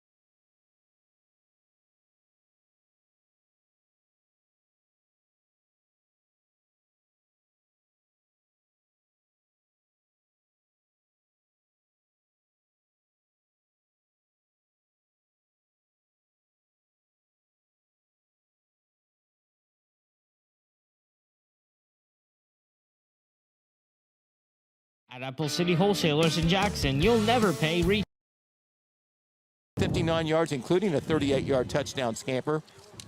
C.J. Crabtree, 5 yards on one reception. That was a touchdown, though, in the corner of the end zone. Charlie Woodard, 3 receptions, 13 yards. Eli Ray had the first touchdown on a 17-yard catch and run. For Washington Courthouse, Andrew Young, 4 carries, 23 yards and a touchdown on the first possession. He ran very well. They really haven't gone back to him on the ground. Sam Pfeiffer, the quarterback, 4 rushes for minus 12 yards. That yardage reflects a couple of sacks and 1 no gain. Pfeiffer has had a good half passing. He had, besides the 1 big play to Haycock on their first touchdown, really, though, not big plays. 14 out of 21, 1 touchdown. That was the 38-yarder to Haycock. 1 interception right at the end of the half, 129 yards. So 14 receptions, 129 yards. You can do the math. That's about 9 yards per catch. I think he usually does a little better than that. Osborne, such a dangerous receiver. Eden Osborne, 4 receptions for 36 yards. Young, out of the backfield, has actually had a good game as a receiver. He wasn't really in the stats that much until tonight as a receiver. 5 receptions for 30 yards. Haycock, really, I think they've only targeted him once. 1 reception for 38 yards. And Bryson Heath, their third man who usually catches a lot of passes, he had 3 catches for 18 yards. So that's where we stand at the half. Jackson with a commanding 30-7 lead, and they will get the ball to start the second half. P. Wilson, interesting numbers. You are the number man, but how about this? The Ironmen only had 22 plays last week in scoring 48 points against Greenfield. We had a 12-play drive to get us going and actually get momentum back in our way on that second possession of the game for Jackson. Absolutely. You know, not much. You can't get a much better confidence builder than going 12 plays, 98 yards, throwing and running your way down the field, converting some big plays along the way. That kind of helped turn the game around, I thought. But I've been so impressed, really both sides of the ball, but the Jackson defense, after giving up that first touchdown, have played so well, bottling up this explosive and dangerous Washington Courthouse offense. Now, they've gotten some yards, but Jackson has kept them off the scoreboard and kept them contained, and they have not been able at all to keep up with what Jackson's doing on offense. We are in the midst of the Seward Folks Insurance McDonald's halftime show. They'll be back again for the post-game time show. We certainly appreciate their sponsorship. Shout out to Total Media for their efforts to make all these high school football games come to tuition. Pete Wilson, great job on stats. Dan Dobbins, while we were doing that, you've been working on some scores. Certainly have. Around the FAC, Chillicothe got up 28-3 on Hillsborough. Now at halftime, it's 28-10. And no surprise, Miami Trace 34, Greenfield 0. That game in the second quarter. We're getting close to that big matchup next week. If the Ironmen can hold on, which we certainly expect that, it would be a showdown for first place in the FAC next Friday night at Miami Trace. Around our immediate listening area, Vinton County Vikings up on River Valley 6-0. Attaway Vikings. That game in the third quarter, and Wellston losing at halftime to Athens 35-7. Athens certainly must be for real this year. They have posted some impressive scores. They're already whetting their appetite for that Athens-Nelsonville-York game in Week 10. Guaranteed, yes. And the final game around our area, Valley having their way with the Oak Hill Oaks 42-7. Jackson will get the ball. Well, I was just going to say, games getting so critical right now as we're all, working for a chance at a league championships plus playoff positioning. This will be a good one for the Ironmen to hold on. As we said, Courthouse came into this game with 4 wins on the season. Next week, we're going to play a team with possibly 8 wins on the season, and then Chillicothe anywhere from 5 to 6 wins when we play Week 10. So all these games are critical. And that goal, once again, Dan Dobbins, is the Jackson Ironmen trying to get their 5th straight Frontier Athletic Conference championship.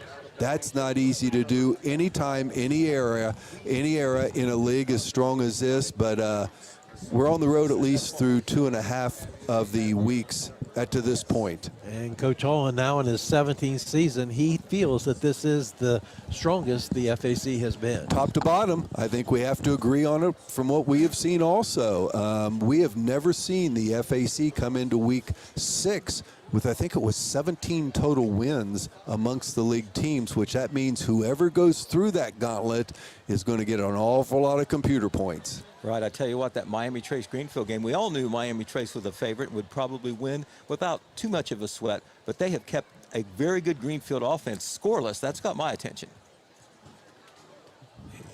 Well, we held them to 6, Pete. Yes, I know that. Okay, just I know kind of touching base. Miami Trace has given up some points this year in some of their games. Yeah, they're pretty solid though. Pretty solid team, and that's what makes next week's game. We can't overlook these last 2 quarters, but next week's game's starting to loom large. As the seconds tick by, you're Yes. right, absolutely.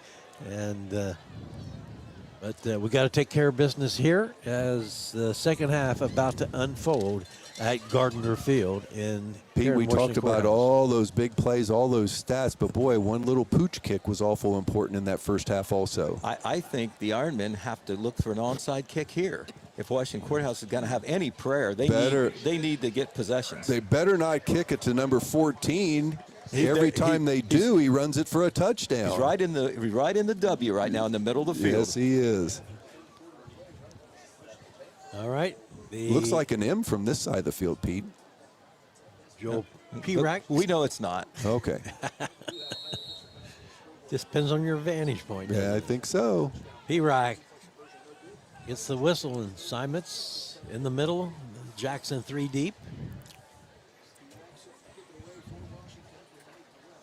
And this kick is high but short, and the Iron let it bounce. First hop is Simons. Straight up the middle. He's got an opening, and he will go 50, 40, 30, 20, 15, 5. Touchdown, Jackson. Boy, he fielded that so pretty. It was kind of a pooch kick, just a little deeper. Fields it off the big high bounce. By then, a lot of the defenders kind of converge on him, and he just finds a little seam, makes a great cut, makes the first guy miss, and off to the races. And another one of those big play Ryan Simets plays. Only took 11 seconds, and the Ironmen on the board first here in the second half. They might have to suit him up on the track team. I know he's a baseball shortstop. I don't think that's going to take place, Pete. Okay. We would like to watch him this spring on the diamond. Hey, if we kick this extra point, Dan Dobbins, 2 of your favorite words. Running clock? Could be. Here's Brown's kick. It's good. 37-7. A 30 point lead, and we'll be back right after this timeout. At JM Cycles in Jackson, Ohio, we keep your ride running right. From dirt bikes and ATVs to full street builds, we've got the parts, service, and passion to back it up. Stop by 12444 State Route 139 or call 740-286-0344. JM Cycles, your ride, our mission. Start and end your day with McDonald's of Jackson, Wellston, Oak Hill, or MacArthur.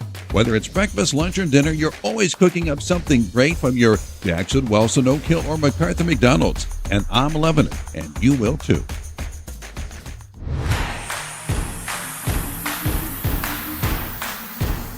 You've been watching the Jackson Sports Network, brought to you by Rent-2-Own, live on Total Media Sports YouTube.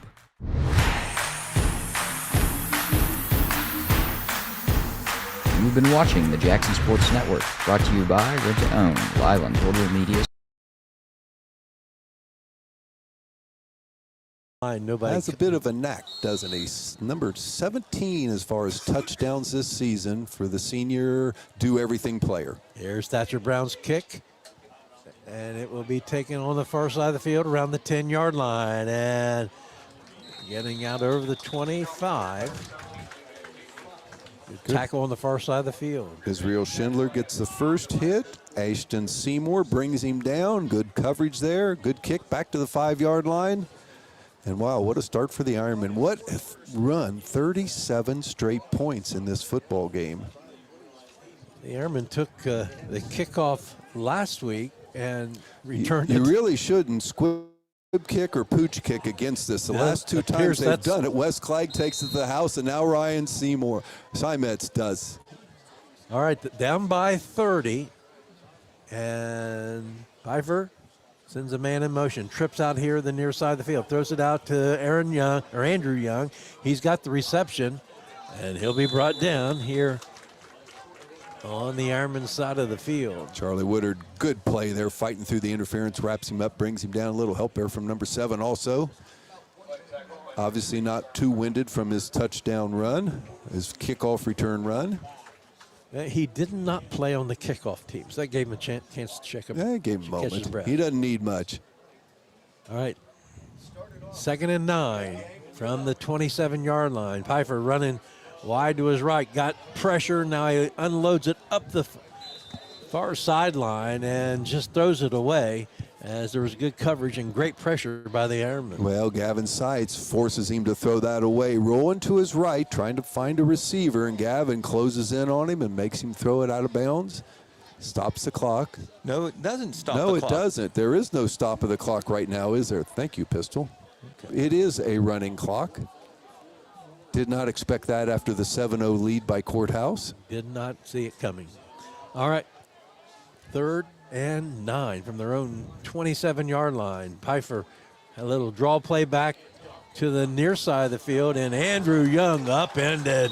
Big hit at the 31-yard line. Pretty tackle by Eli Ray, and then help from Christian Gillum, and they bring him down in the open field, a 4th and 4. And don't know, well, it looks like they're bringing punt people in. I didn't know if they might get to this situation where they quit punting tonight. Simons drops deep for the Jackson. They'll be punting. Line of scrimmage is at 31.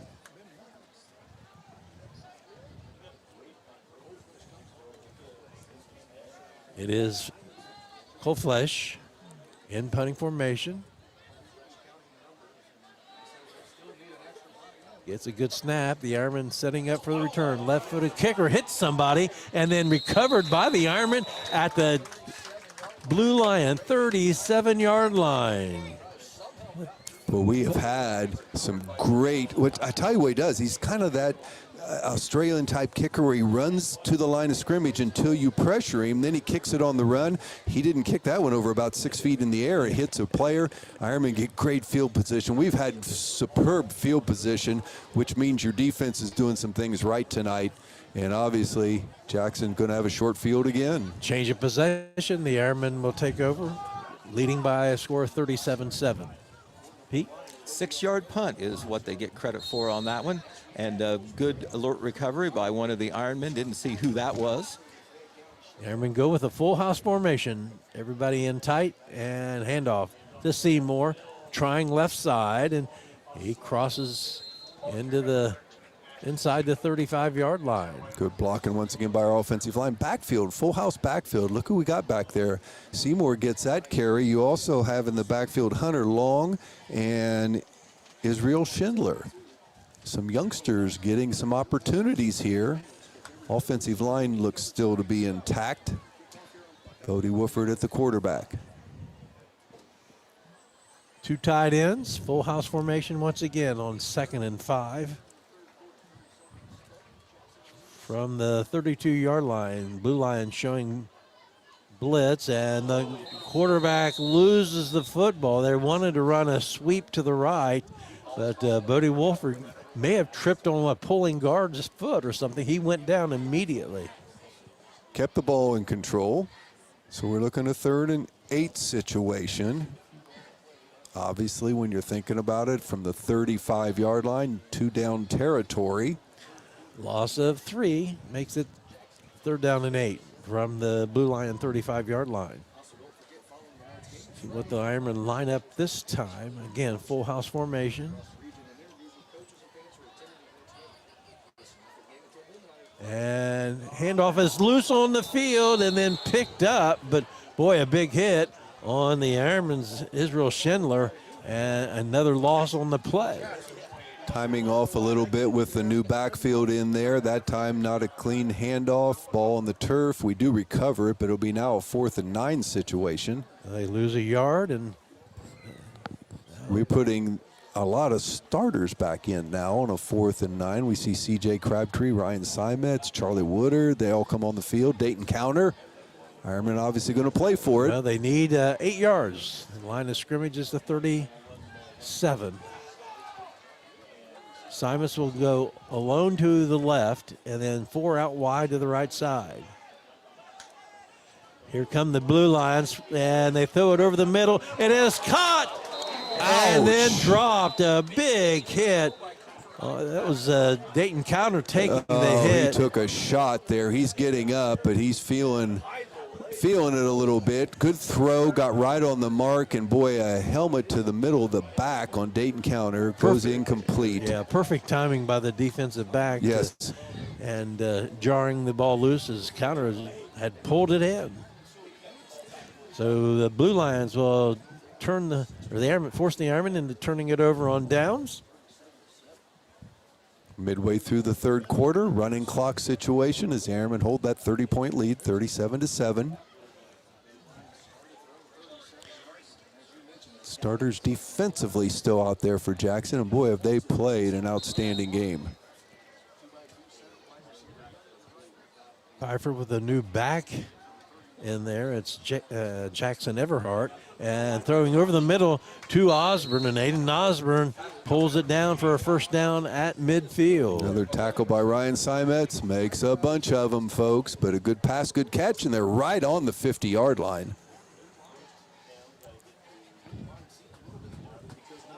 Just watching Dayton Counter walking on the sideline, appears to be okay, but that was quite a shot.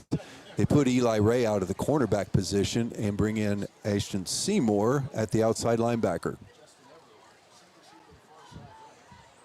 Pfeiffer with 4 out wide to the left side will roll that way.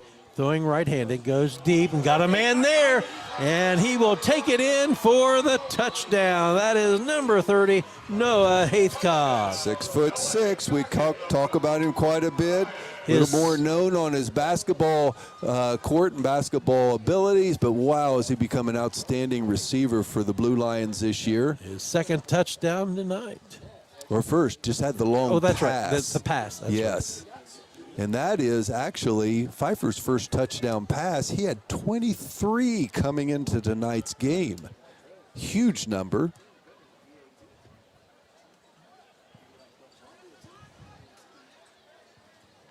Joe Pirac will attempt the extra point.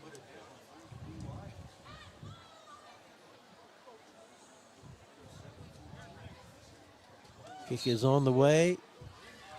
It is good. 5:08 remains in the third quarter. It's now 37 for Jackson, 14 for Courthouse. We'll be back right after this.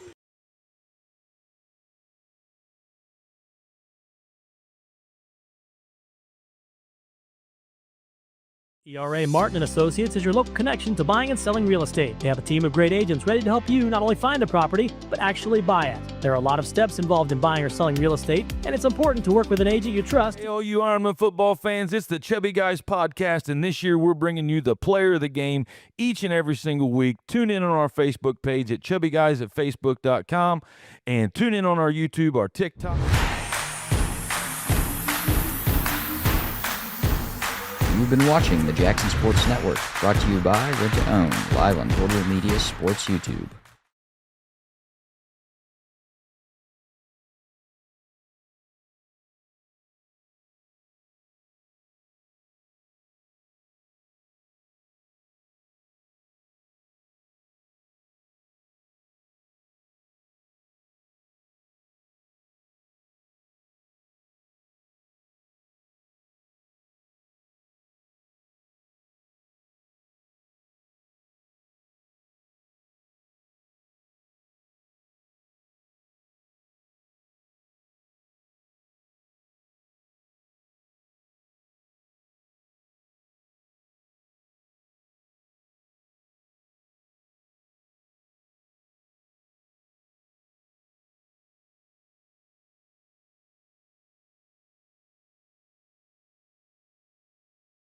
Yeah, it is. They are dirty, and we haven't, when you're playing on turf all the time, you don't have that problem. But tonight we do. All right, good to see Dayton back after taking that shot, a mammoth shot, the last possession. Line of scrimmage will be the Ironmen's 40 or 26-yard line.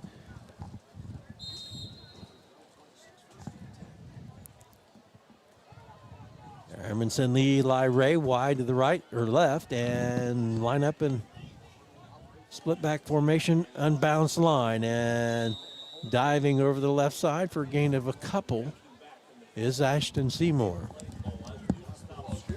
Sure, Ironman would love to put one of those drives together like their second possession tonight, which was a 12-play, 98-yard drive, maybe the finest drive of the season as far as number of plays and distance you had to cover. That tied the score at 7-all. Then with 30 more straight points by the Ironmen. Griffin Leach out over the football for the Ironmen. 2nd down, 8. And here comes the blitz to the inside, and spinning away is Ryan Simons. He gets a gain out near the 34-yard line. Going to put us in a 3rd and 2 situation. Once again, interior of that line, giving Ryan some room to run. He hits the hole quickly.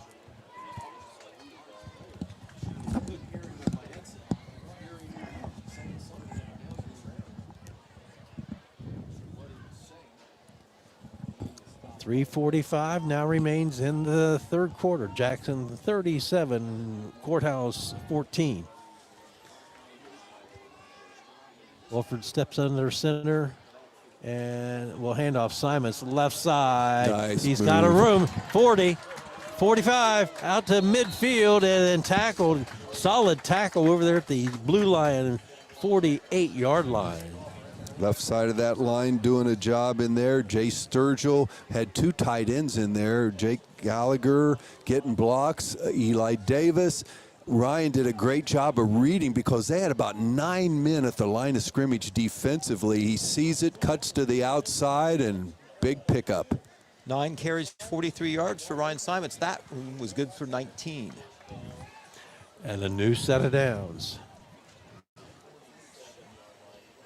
With that last score of the Blue Lions, the running clock goes off the board, but the Airmen trying to pound it down and eat up some of this clock as handoff goes straight up the middle. Gain of about 5 on that 1st down. Good block there. Once again, our center, Coach Hall talks highly of him, Griffin Leach. We got Cohen Oyer in there at 1 guard position, Jacob Allen the other. Just right up over the middle, and Charlie able to pick up 6-7 yards. 2nd down and 4, gain of 6 on that play. Eli Ray comes here the near side of the field.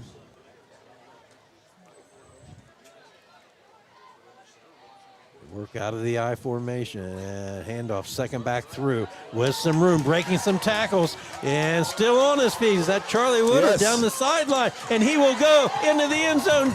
Touchdown! What a fabulous play right behind Griffin Leach. Jacob Allen. Charlie gets into the secondary. They're blitzing a linebacker. Charlie runs right by him, and then he's in. He makes a nice cut to the outside, outruns pursuit, and into the end zone. Score comes at 2:05 remaining in the 3rd quarter. Big extra point kick here, Dan. That puts us back in a running clock. There we go again. Charlie showed some nice running ability, changing gears there, avoiding tackles, and then turning it on when he saw that cone there on the right side. Acted like he wanted in the end zone, didn't he? He was determined. Yes. Right. The Airmen late. Gabe Amick getting a body out there for the Airmen to kick this extra point. Charlie, who just scored a touchdown, will snap. C.J. Crabtree holds for Thatcher Brown, who knocks it through. 44-14, 2:05 remains, 3rd quarter. We'll be back right after this.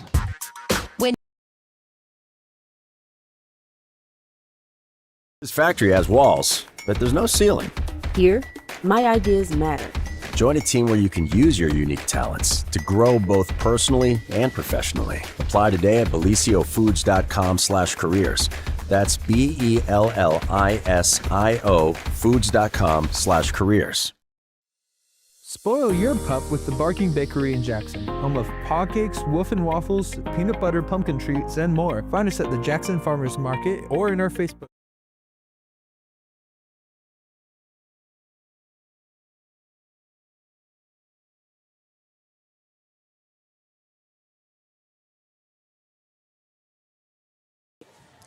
5 plays, 74 yards, all on the ground. Charlie Woodard covers the final 41 yards on a real nifty run to get into the end zone. Extra point by Thatcher Brown, and we're back to a running clock situation as the Ironmen lead by 30, 44-14. How good's our offensive line been here, as that was a running drive with the good run by Ryan Simet, set up by 2 good runs by Charlie Woodard.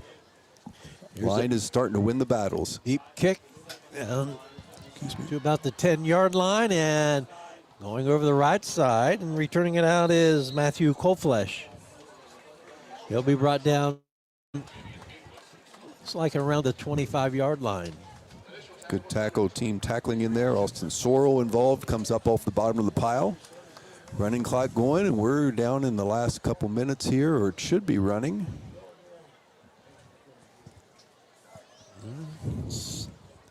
It hasn't yet. Not moving yet. It's frozen. Yeah. Regardless, it's 44-14, the Ironmen controlling this game. And the line of scrimmage, the Blue Lions will start as their own 29.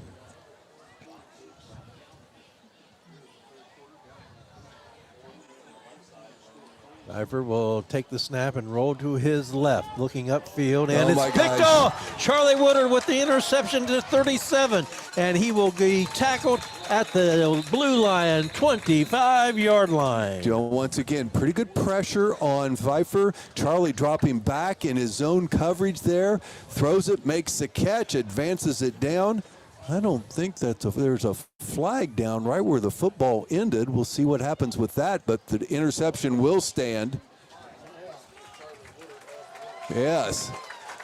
And they hear what the call is, so Charlie leads the celebration over to the sideline. What a couple of minutes of football by number 3. Yeah, the senior touchdown, 41 yards, and then the interception to give the Ironmen the ball back at the 29-yard line.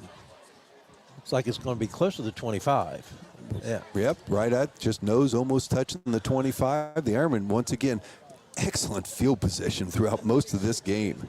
Clock should be running at this point, Should but be. It's not. There we go. There we got it going. It shouldn't have ever stopped. All right, the Ironmen, 2 tight ends, full house formation. Actually, unbalanced line to the right side. Going with the youngsters in the backfield again. And Bodie Wolford hands off in the backfield, and it's Israel Schindler, and he is dumped for a loss. He got tackled by an all-league linebacker. I think we're pretty convinced on that watching him play tonight. That is Matthew Colfish. He is a player.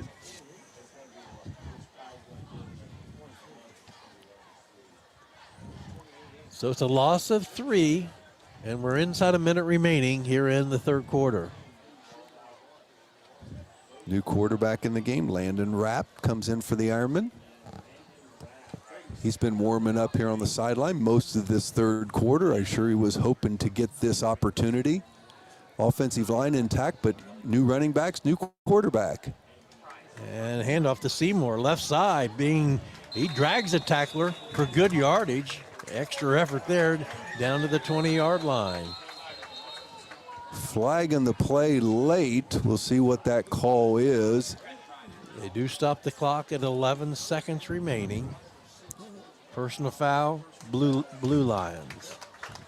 Move the Ironmen deeper a little bit there. We should only have, well, they actually should start the clock when they set the football and get the chains set. That might make this the last play of the third quarter. This might be half the distance of the goal. We'll see what we're...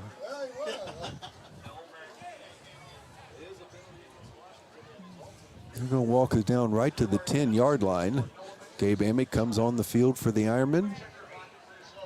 44-14 your score, and clock will start, and the Ironmen don't need to run another play before this quarter expires. And they won't. We'll head to the fourth quarter. The Jackson Ironmen leading the Courthouse Blue Lions 44-14, and we'll be back with fourth quarter action right after this. When life throws you.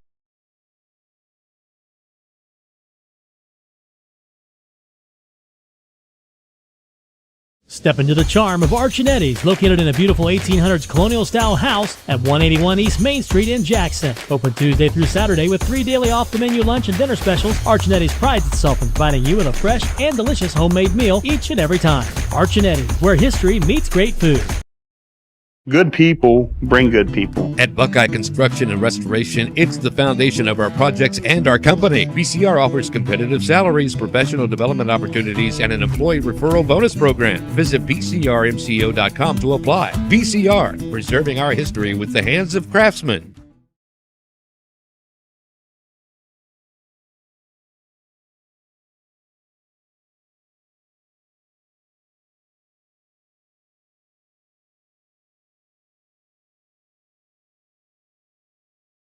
Reserves get in and you're just starting the fourth quarter, you know it's been a good outcome for the Ironmen in a game that we knew would probably be hotly contested the way Courthouse had been playing all season. Ironmen still have some of their starting linemen in, but I see Gabe Amick in there, but you're playing both Colin Landrum and Cohen Oyer, our 2 young guards who have been alternating at one position. Offensive line has really played well. Griffin Leach, the senior center, he's back there heading up the huddle there. And the ball rests at the 10-yard line. First down and goal. Full house backfield made up of all underclassmen. Landon Rapp, new quarterback in, and the handoff to Seymour.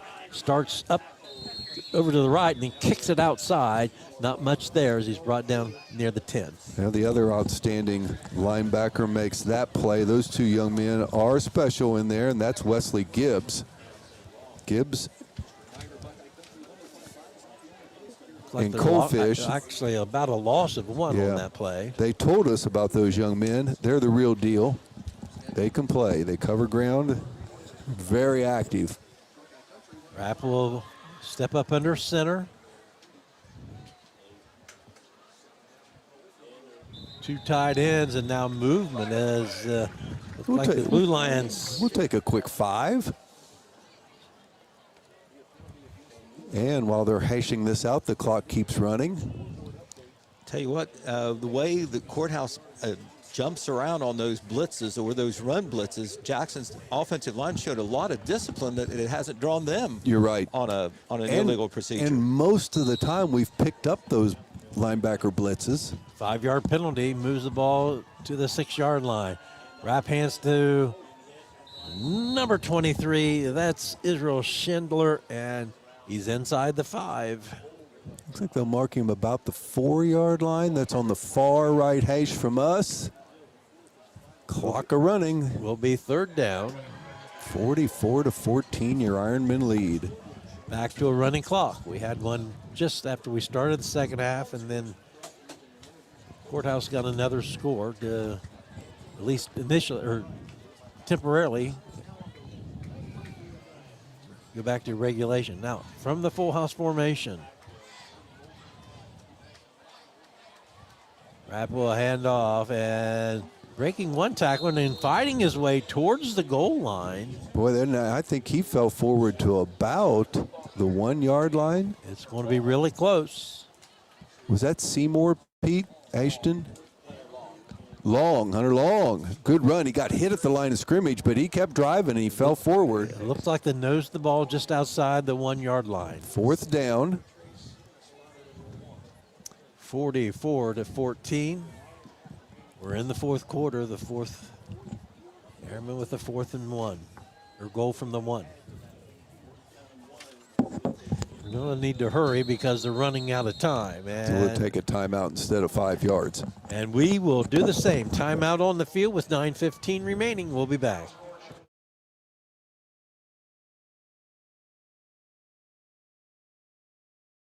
Ryan Moore Construction specializes in turnkey construction, room additions, kitchen and bathroom remodels, as well as residential and commercial roofing. They also do silicone and acrylic roof coverings. Call today for a free estimate, 740-418-6140.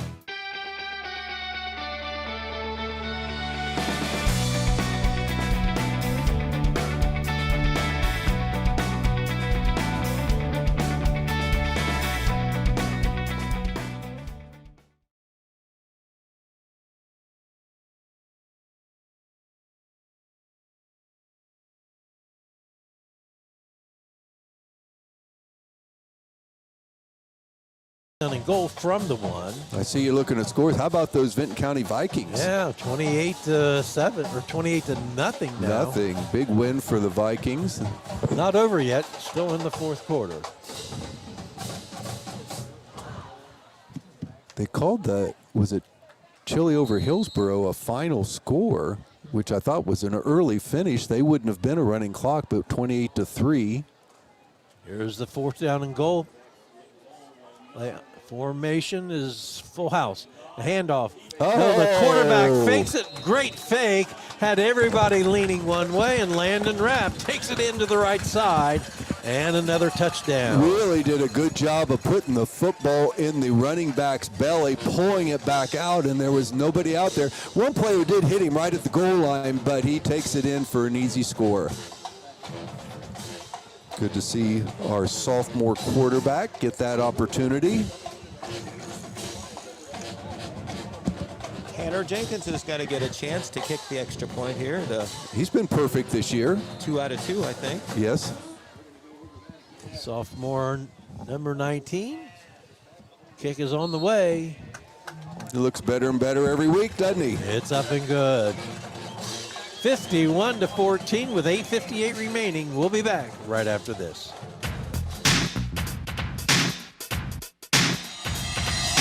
Start and end your day with McDonald's. Virgil Hamilton Nationwide Insurance in Jackson offers tailored coverage for auto, home, renters, business, life, and more. Our friendly team makes insurance simple. Get expert advice and local service you can trust right here in your community.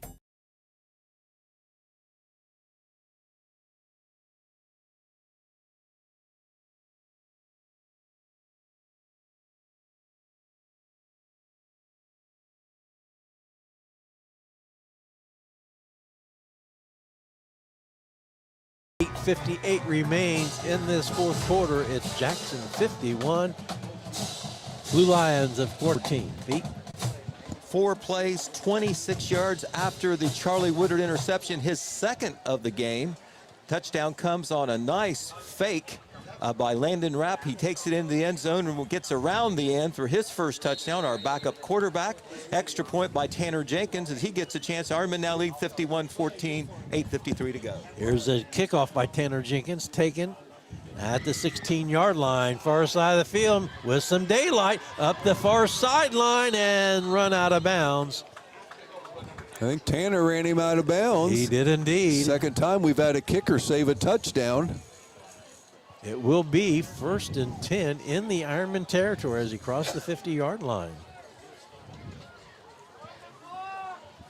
Ironman got a lot of white uniforms out there now. We've got a whole second unit defensively.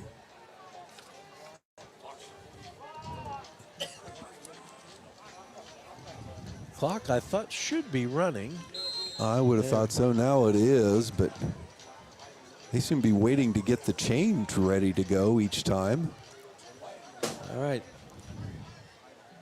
1st and 10 at the Ironman 47-yard line. Pfeiffer hands off and diving over the left side to the 44-yard line.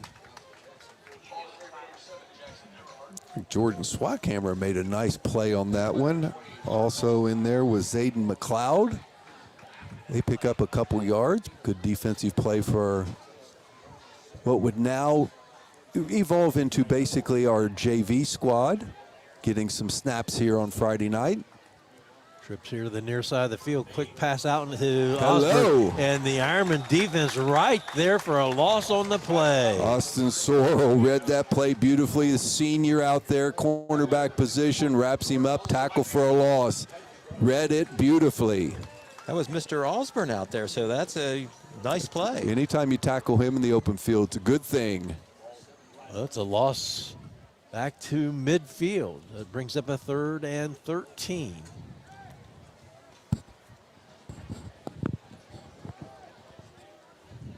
And Pfeiffer looking right and going down the sideline to the right side. It is caught and taking it into the end zone for the touchdown is Bryson Heath. That's the kind of stuff they have done all year long. Throw it up and over the top. Pfeiffer gets it out there, lets a very good receiver make a play on the football, catches it, and takes it into the end zone. 20 points now for the Blue Lions. Which is not all bad at this point of the time. There's a kick. It looks like, yes, it is. It's good. 6:20. Clock continues to run. It's now a 30-point game at 51-21.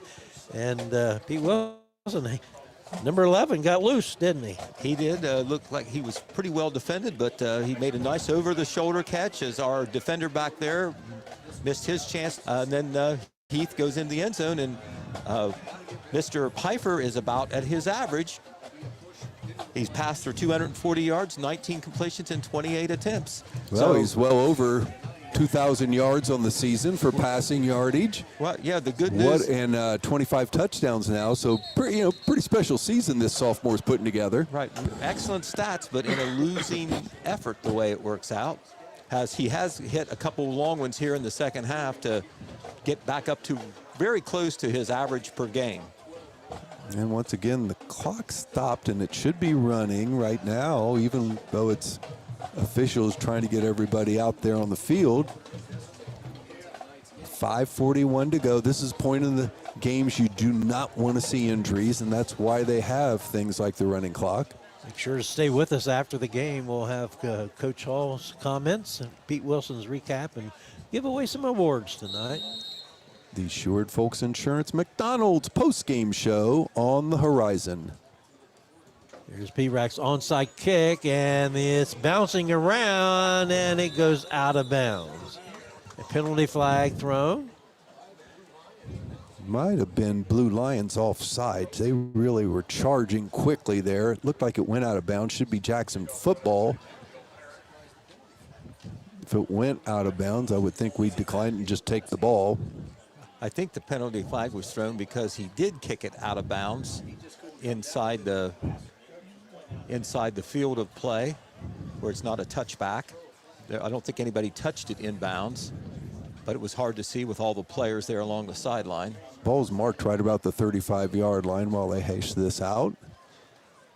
It will be Ironmen football, I think, at the 35-yard line. First down for Jackson. Set the chains and start the clock. Some of the players in there for Jackson. Brett Davis will be in there. He'll take over at the center position. Gabe Amick, we've mentioned him a number of times. Jordan Swackhammer Jackson on the field. We'll start this drive at their 37-yard line. We're now down to 5:19. Clock is moving. 51-21, your score. Austin Towning out there for Jackson. And now the officials stop the play clock, or the game clock. Going over to talk to the head coach of Courthouse. Coach Williamson out on the field getting whatever the interpretation was.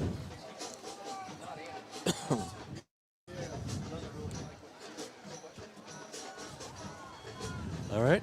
Doesn't look like he's happy with the explanation, but he accepts It's it. probably not been his funnest evening of the season. Good crowd on hand for Courthouse. As we said, it's senior night. Jackson always travels well. Honored their seniors in the pregame. Really, for the first time this season, we see a little bit of winter wear out there tonight. It's a sweatshirt kind of night for sure.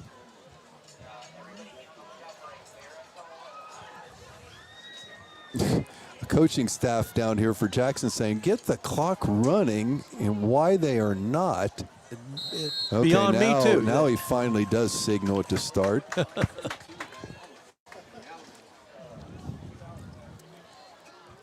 All right, 1st and 10 for Landon Rapp and his Ironman. Around 37 years. It's not Landon Rapp. It is Austin Towning in a quarterback. Towning, a freshman. Sophomore got the touchdown on the last possession. Quarterback, freshman getting the snaps now. Schindler gets the carry, and he picks up a yard out to the, barely a yard out to the 38.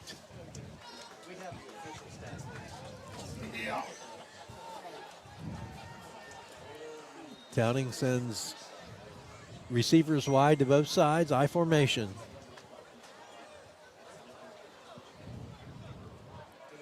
Looking at Coach Hall, and he's milking that play clock down to the last second. And they don't get it off. There'll be a delay of game for the Ironmen. Your attorney in Columbus feels you're doing a very fine job, Voice. Says Statman doing pretty good also. I think a little shaky on the color position.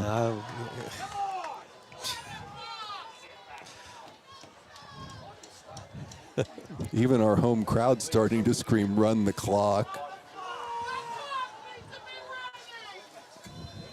Get this one over with. Yeah, it's that time. 4:29, now it's starting to run. It's 2nd and 5 for the Ironmen.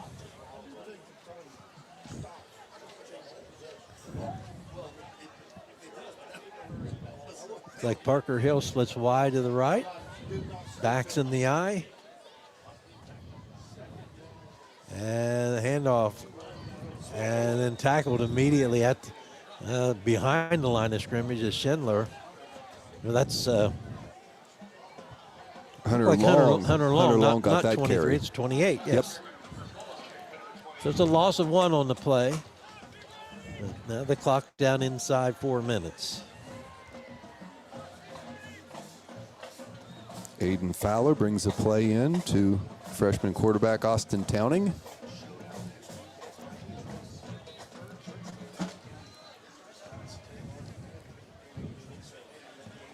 Coming here to the near side of the field is Fowler.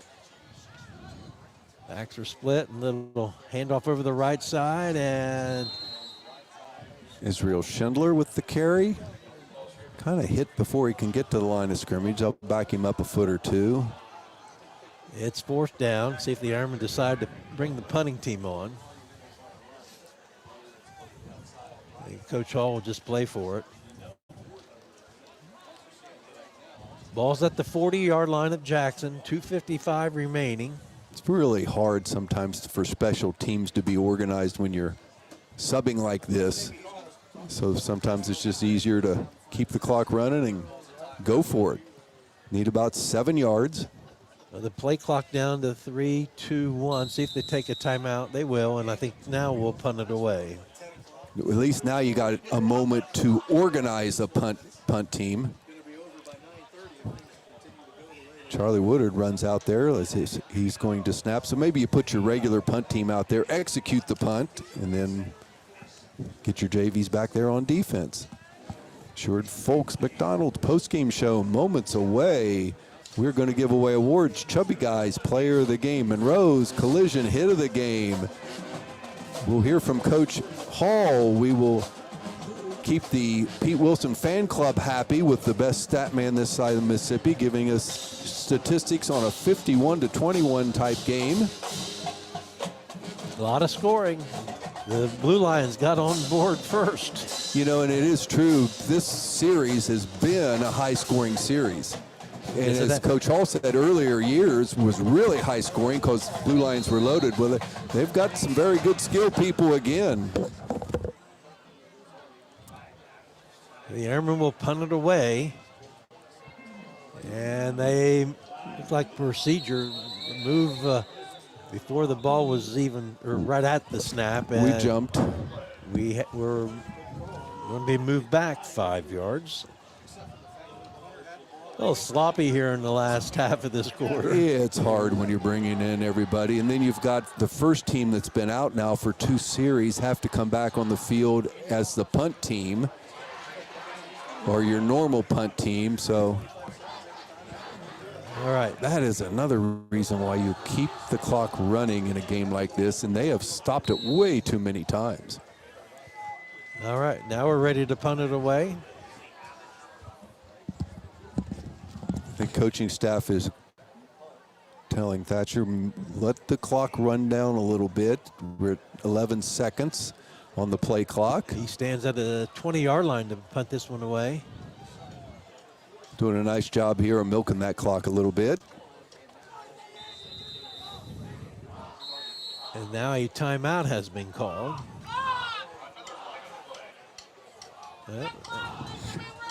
Do not see a flag, but they have stopped the They're clock going once to say again. too much time for us. I didn't think we let the clock run all the way out, but that's what they called, so they move us back 5 more yards. Now they start the clock. We can sit and wait for 20 seconds if we'd like to. Maybe we're going to do this all the way back near the goal line. That's a good way to make them keep the clock running. Or is this courthouse is going to take a timeout to stop things?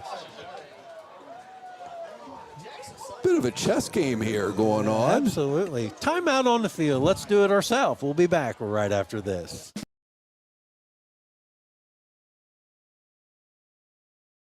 Hi, my name is Isaac Slark. I'm Max Gentry. And I'm Dayton Neff. Together, we founded Southern Iowa Souls, a nonprofit helping students in need. We work in 28 school buildings to identify students in need of a new pair of shoes, then deliver shoes to those students to help them learn, play, and grow confidently. Since our beginning in 2023, we've been able to donate nearly 400 pairs of brand name sneakers. Without support from our community, this simply wouldn't be possible. Scan the QR code or visit www.southerniowasouls.com to donate today.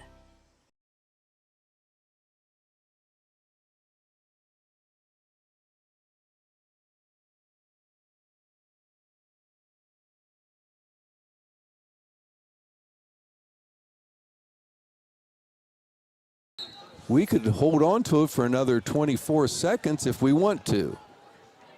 It's a high snap, and Thatcher Brown gets it off, and it will bounce around the 40-yard line and roll out of bounds. There are about 3 different holds on that play. Made a little something out of nothing, Thatcher did. Good catch back there, got the punt off. So the Blue Lions will take over. The clock is now stopped. It should be running. 51-21 your score.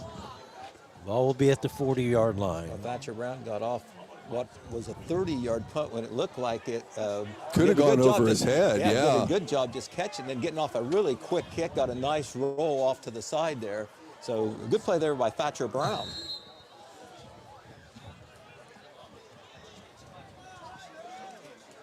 All right, Pfeiffer remains at quarterback. Throw the dart up the field, but it's incomplete.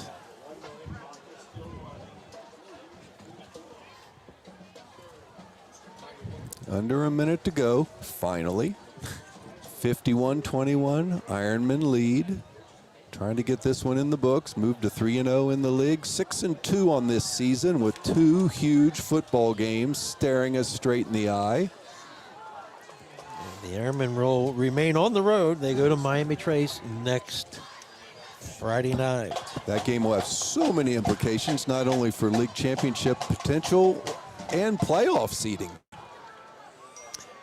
Here's a swing pass, and it's out in the flat, and Chase they're going it down in case they're going to roll an incomplete pass, but it could well have been called a lateral out to Osborne here in the flat to the right. That was almost scooped up earlier by Eli Ray. Remember the one time would have taken it in. And now the clock does finally expire, and this one is in the books. 51 for Jackson, 21 for Courthouse, as the Jackson Ironmen remain undefeated in FAC play. Boy, it sets up a mammoth game next week.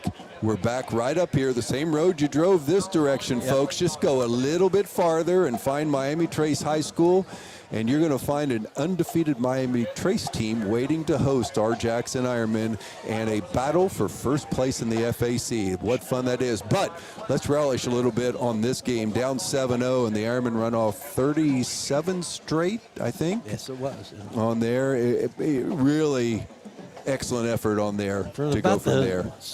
late stages of the first quarter on, the Ironmen dominated Oh, absolutely. And they really, the first drive, let's be honest, it was a good kickoff return. Give them credit for that. A throw over the top that they were able to complete it. That got their first touchdown in on 2 big plays. From then on, Jackson never really threatened. All right. We'll take a timeout, and we'll be back to recap tonight's Jackson Ironman win right after this.